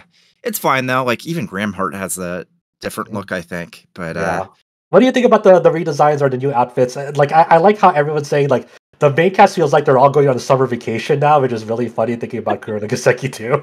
But they all seem to be dressing a lot lighter, if you get what I'm saying. Yeah. I will say that, like, from a fashion standpoint, I think they look great. I do like Fairy's new design. I like the scarf that she has. It looks really good. Rosette's design was really it caught me off guard. I'm like, awesome. Aaron's new fit goes hard as it does. Hell. Yeah. Aaron, I really like Aaron's like the color scheme on him is really looks really nice. Yeah, I think the most interesting design out of all of these is the direction they went with Quatre, comparing his past designs with this. I mean, knowing what I know of Kuro 2, I haven't gone to that part in Kuro 2 yet, but I'm right up next to it, so I know what they're going for here. It makes sense where it's like, I know that. Yeah. Spoiler. Because so like been talking about it a lot back then. Yeah, so you basically learn more about Quatre's backstory in Kuro 2 at a certain point in that game. And looking at his new design in Kai, it makes sense what they're going for with that, like, consideration. Yeah, he's a lot more expressive in his skills now too. And it makes sense depending on his development that he got into. Judith looks great. But the new designs look great. Like even my kind of nitpicks with Van's new design, I still think it looks good. And it still looks like Van. It's just like his face is a bit different. I'm really fucking excited. That trailer they had, it's like, oh my god, like on top of like the new showing off the returning cast coming back, Falcom, shadow dropped a fucking trailer, which is like a web commercial for the game. Man, they showed okay. I will just go through a list. If you are still listening and you don't want spoilers, just skip ahead, I don't know, 15 minutes. I don't know. We're probably going to be here a while. Rian's back, which makes sense. Yep. Kevin's back. Yeah. The biggest thing, Kevin's back. That we're like, I'm not buying this game unless they show me Kevin. And they're like, there's Kevin right there. Yeah, Kevin showing off a craft. We already knew that Yun Kufai was going to be in the game because we saw him from behind. Now we actually see his fucking face. Yeah. Which makes me wonder what else we're going to see. And then just like a bunch of stuff like Altina. Altina's back. Yeah, Altina's all grown up. That Rufus, along with what was her name? Labris? No, was it from Hajimari? The doll with Lapis. Rufus. Yeah. Lapis. Yeah. Also, like we see a character fighting early on, which I think is one of the characters that was added in Kuro 2. I don't know. So Jolda is a new antagonist that was introduced in Kuro 2, one of the twins. And she's like, playable now, she's apparently. Playable randomly. Like, they showed her playable, like, just beating up monsters in the trailer. It's like, what the fuck? I will say, though, that makes sense considering her hair looks very different, which gives the impression that, whatever. That ending. We just need to talk about that ending.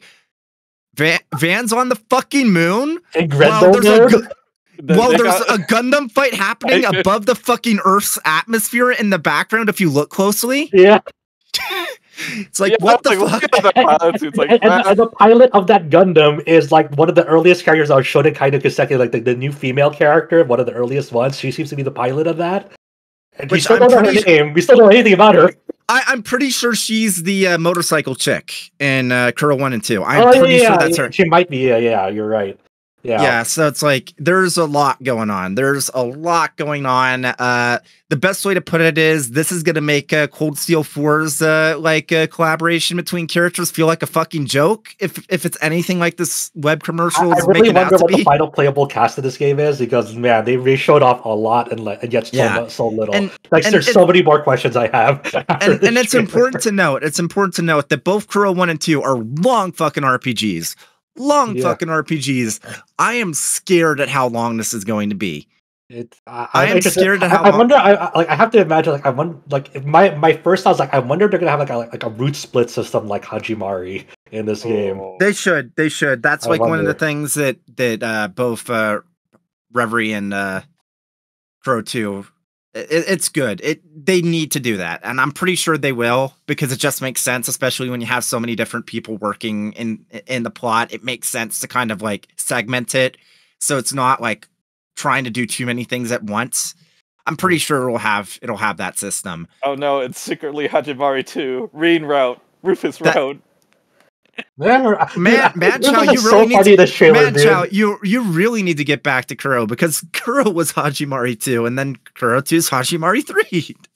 This is so funny because all he is just like he walks down some steps and then throws his shades off toward the camera. Wait, he's copying Wesker. Okay, this guy has Wesker's voice in English. Okay, Rufus is too fucking swag in this trailer, dude. It's criminal. Like, what the fuck? He just needs someone to yell He's so smug. He's like, "Yup, I'm just happy hanging out here with fucking." Also, I love how, like, just from some of the screenshots we've gotten, like, even just the text is giving us a little bit of a hint of what might be going on with the story. Like, it's like, oh, that's going to be interesting. Yeah. But yeah. I'm so fucking excited, dude. I'm so fucking man. I don't know what to expect. I feel like after this chat, I have no idea what to expect anymore. Yeah. Why did Falcom do this to us? So, like, it was like at the dead of night, like around midnight. I'm like, oh, there's a new trailer. What the fuck? Did you guys go watch the extended trailer as well? Oh yeah, I have the extended version of it downloaded with no audio. It's just like a few more seconds of screen time for the. Yeah, there's no audio. Did they screw that? No, because because people scraped up like the back end of the official website. That's like it's just basically that extended trailer is like on the official site just looping pretty much. Oh, it wasn't meant for the official release. It's just people scraped it up. Yeah, and then I was wondering, was this on my end? There's no audio? But yeah, like I said, I will be playing this. Don't worry. I'll catch up. I'll either be playing. If I'm not playing it myself, I'm definitely gonna do the same thing that I did. Like my friend plans to play it, like just basically 20-hour days. Again, I'm streaming it, and I'll be into them. Again, might get this early. If I get this early, you're fully like we can't account share, so we can both play it at the same time if you want. Okay, it's okay. Don't worry about it. Like, just play through it at your own pace and do what you have to do. It's okay. Don't worry about me. I'll be alright. You can stream it to us. But I'm just excited to see, like, I don't know what to expect. They also soft confirmed that Rixia is confirmed returning as well because of pre-order bonuses. One of the pre-order bonuses that you can give Shizuna, yeah, her Rixia inspired costume if you pre-ordered the game. Yeah. And I was like, I'm sold. Sorry, guys. Yeah, so it's probably Rixia's probably returning. Shizuna is 100% confirmed because of the trailer. So is Nadia and Swin confirmed too? No, I mean they might be, but it seems like a safe assumption. Yeah, it seems like a safe assumption. Swin is the boy in the hoodie. He's in one of the screenshots anyway. Oh, one of the original ones. Yeah, I don't know if he's like fully back, like as playable. Probably is. Like, I assume there's gonna be a fucking shitload of playable characters like Hajimari. Oh right, yeah. And we know for sure that okay, and now we know for sure that's also Rufus. So that yeah. So Swin and Rufus are playable. Yeah. So once again, this is gonna be big. I want the whole Septium Church group too. It's like I can play Celis, I can play Kevin. I mean, it's probably heavily. They're probably going to return for sure. Celis and what's her name? Guy, we haven't seen him yet, but I'm going to assume that Gaius is back too. If they brought back Kevin and Reen's there, and considering Gaius's connection with Fan, Gaius would make sense. He's probably going to be there. Yeah. Maybe not a full, probably not a full party member, but probably a guest party member, or at least at one point in the story, would be my guess. Yeah, and I assume we're just gonna see a lot of returning characters, because of playable Jolda. I assume that Lucrezia and Walter are gonna be back because they were put in charge of the twins after Kuro too. Yep. Oh man. You know we're too into the weeds of Trails at this point. If we're having this sort of conversation, we're too far in. We're too deep in. Look, I almost lost hope with the series after Cold Steel 4, but Kuro brought back. Okay. I mean, like it's a weird thing for me because I really like Kuro 1 a lot. I really dislike Kuro 2 a lot, and I feel like the public opinion on Kuro 2 has shifted to like becoming more my side of like people are starting to turn a little bit on Kuro 2 as time has gone on, and people have been. It's been made very evident by Falcom themselves, like, hey, we had to like rush Kuro 2's writing to fucking meet deadlines. Yeah, Falcom have outright said that Kuro 2 would not have existed if East 10 didn't need an extra year of development. Yeah, but Kondo outright said that. So yeah, even Falcom admitted that they fucked up the writing of Kuro 2. I'm like, finally, redemption. Because I felt like I was the outlier when that game came out. I was like, man, the writing of this is really not good. And people were like, what are you talking about? Come on. The same thing with Cold Steel 4. Everyone said it was trash from my circle of friends. And then it's like, people can't believe that this game, the final conclusion of the Reen saga could be trash. And then a year later, everyone just turned on the game. I wouldn't say... We're still the minority outliers. opinion. We're still the outliers on Cold Steel 4. Yeah, for sure. I mean, there's still like definitely people here and there, but it feels like the overwhelming opinion is still. No, like if you go on like if you search outside the Falcom community, people have completely turned on. Yeah, I'm sure there are definitely still haters for sure. Yeah. You're like within it, then it'll be they're pretty like, oh yeah, it's a satisfying conclusion. It's like, you sure? Okay. I didn't like Cold Steel 3. What am I going to think about Cold Steel 4? Okay, I'm pretty mixed about that too. Well, I feel 3 was a little bit too long, but either way, yeah. So I mean, Kuro 1, Trails into Daybreak coming out this July, and then of course Trails into Daybreak 2 still not officially announced in the West, but we're sure it's coming eventually, probably next year, I imagine. We'll probably get the confirmation for it like Anime Expo, I'd assume. Yeah. And then Kaide Kiseki, who knows?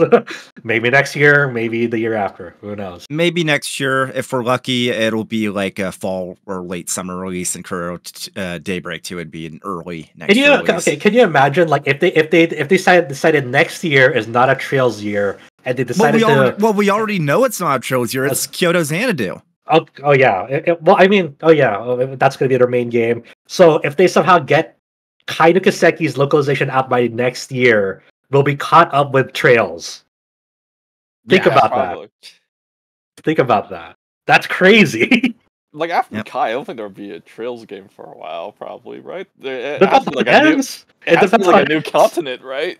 I am terrified. I am terrified because I'm expecting it to be some massive cliffhanger at the end of Kai. I am terrified. Maybe they'll just blow up the fucking planet and be like, "That's the end." That's the cliffhanger. maybe the end. Maybe the end of Zemuria is like, now we're just entirely sci-fi at space now. Yeah, farewell, old Zemuria, indeed. Farewell, entire planet. The next fucking game is on the moon or some other planet, and we're restarting civilization and the Trail series here. And they're gonna fight aliens, and you're gonna send a Gundam to relocate with it with flowers. It turns into Mobile of Chow. That's what it turns into.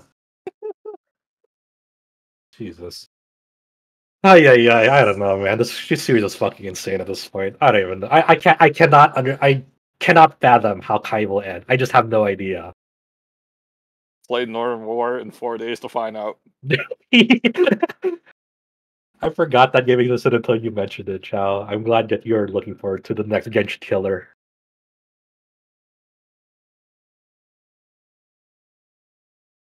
We have 2 more news posts here on our podcast outline. This one is kind of an announcement. It's the first time we've covered it on our site, though I guess it was officially announced 2 months ago in a kickoff trailer.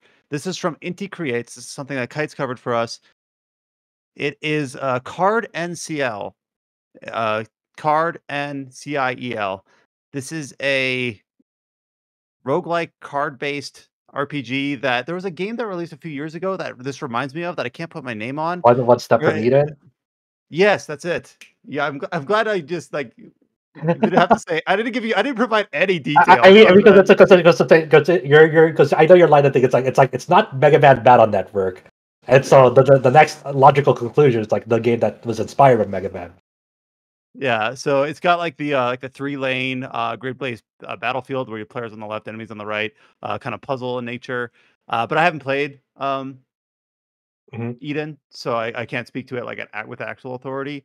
But this is a global release, and it's coming out October 24th for basically everything except Yeah. mobile, I guess. So this is interesting because like One Step from Eden and even Battle Network, they're more action based. Like you have complete control over like your movement and your actions. While in this one, it seems like like maybe you have control over your movement, but your actions are dictated by cards that you draw in battle. So that's really interesting. And like each of these cards is from a video game it's like an in-universe video game. So like it's a very heavily focused on like multiple video games existing in this universe, and each of those characters are based off a video game within the video game. And it also has like crossover stuff. Like you'll see like Azure Volt Striker or whatever its name is, like in this game. So you'll see other games from other Inti Creates games in this game as well as like cameos. So it looks really neat. Like they have like a really interesting concept. Yeah, unfortunately, I just can't speak to it much more Yeah, details it's than fine. that. But it Yeah. has a very colorful art style. It looks like it's really easy like pick up and play. Seems like a perfect Steam Deck game. It's kind of interesting, like when we just look at like new games now. It's like, man, that's an awesome Steam Deck game. I can't wait to play it. I sold my Steam Deck, guys. What? Sorry. What did you get and substitute it, or you just wanted the extra money? I bought a Odin 2. I prefer having Hmm. Odin 2 because it's like I Okay. don't really play the Steam games onto a thing. And if I was using things, it would be like remote play from my PS5, right? So it's just like I didn't really need it. Is Odin 2 just more powerful in general? No, it's a different. It plays more like the retro stuff, much easier for me. Oh, So I okay. just kind of That makes prefer sense. kind of that. But like, Yeah. but yeah, I sold my Steam Deck. Maybe there's a Steam Deck 2. I That's don't what I'm know. waiting for, man. I don't really use my Steam Deck that much these days, but I do use it a lot when I'm like out. Like for I extended just wish periods it of has a time. little bit more power. And I also Yeah. bought the launch model with the shit screen. I have that launch model, the shit screen. So Yeah, I will definitely say that the OLED like drastically increased how much I used yeah, it. Just I imagine Yeah. that I'd have the same effect for me. yeah, because not just the like actually incredible screen for like indie games and whatnot, but also the battery life increase is pretty damn noticeable. Pretty damn I really noticeable. hope that Steam Deck 2, just the base model, has the OLED screens. There's no like we have to wait for the Steam Deck 2 OLED or something like that. I just hope that's just from the get go the base SKU. For I that. think every portable should come with a fucking OLED screen. I mean, yeah, ideally, like let's see what Switch 2 is next year, the successor. Can you imagine? And like, yeah, I bought an OLED TV, and I'm like, it's like, nah, I am never buying anything else again. But yeah, I'm really excited to see just both this game and both the successors to Switch and Steam Deck, like the proper successors. Hopefully, they're all OLED, including this game. I hope this game launches on an OLED screen from the get go. The last announcement here is kind of a strange one, and I feel like we have talked about this series more than any other like this year, just because of the number of like ports, and that is the Neptunia series. Uh huh. The Hyperdimension Neptunia Rebirth trilogy was supposed to come out on Switch on May 21st, and then they kind of postponed those like a day before release. Yeah, right. The day before it came out. Yeah, just all of a sudden they were just an emergency email. Hey, we're not releasing this. We can't tell you why. They're just postponed indefinitely. Bye. It's like One thing that was also sort of weird about this was the Japanese version was announced first, like the Japanese release of this, and now it's going to come out on May 23rd. And then so that should be already later out, yeah. they announced like the English version coming out a couple days earlier, and that happens sometimes. But then the English version was delayed. I think the Japanese version's released. I'm not confident on that. But it was just kind of a sudden announcement and then like a sudden postponement, which is kind of just weird. So. Yeah, they still haven't like provided a follow up on like when these games are going to come out, or even a time frame. They're just like, okay, they just got radio silent. Like that release date was announced on April 28th. So like not even a month ago, they announced a release date, and then there's like, oh, never mind. Yeah. Well, I mean that's one way to stay relevant in the headlines, I guess. No. Has anyone heard anything about that Game Maker game? I know I've seen one person play or whatever Brian said. Yeah, I've seen one person who played it. I've never heard, but I don't know what their opinion is on it. I just thought that they were playing it, but that's it. I don't know. I can confirm at least one person has played it. Who is this one person? It's an acquaintance that of James and I. They go by Moe on social media. Oh, we could depend on Moe on anything, even early game access. Somehow, this guy is able to find a guy that would sell straight freaking things for Xenoblade 3 or something.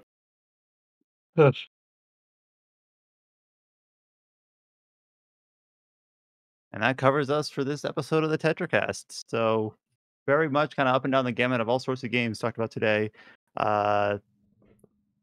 Yeah, I guess we'll keep it at that. We have the article shoutouts for what's on the website. We have the Paper Mario 1000 Year Door Switch review, Dread Delusion review, and the preview /op-ed for Monster Hunter Stories' remaster.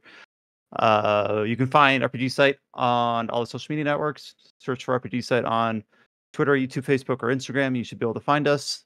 You can join our Discord at discord.gg/RPG Site or click the link at the top of our homepage. If you listen to this podcast, give us a rating, give us a review, leave a comment. We like seeing those. And until next week, stay safe and take care. And we'll talk to y'all later.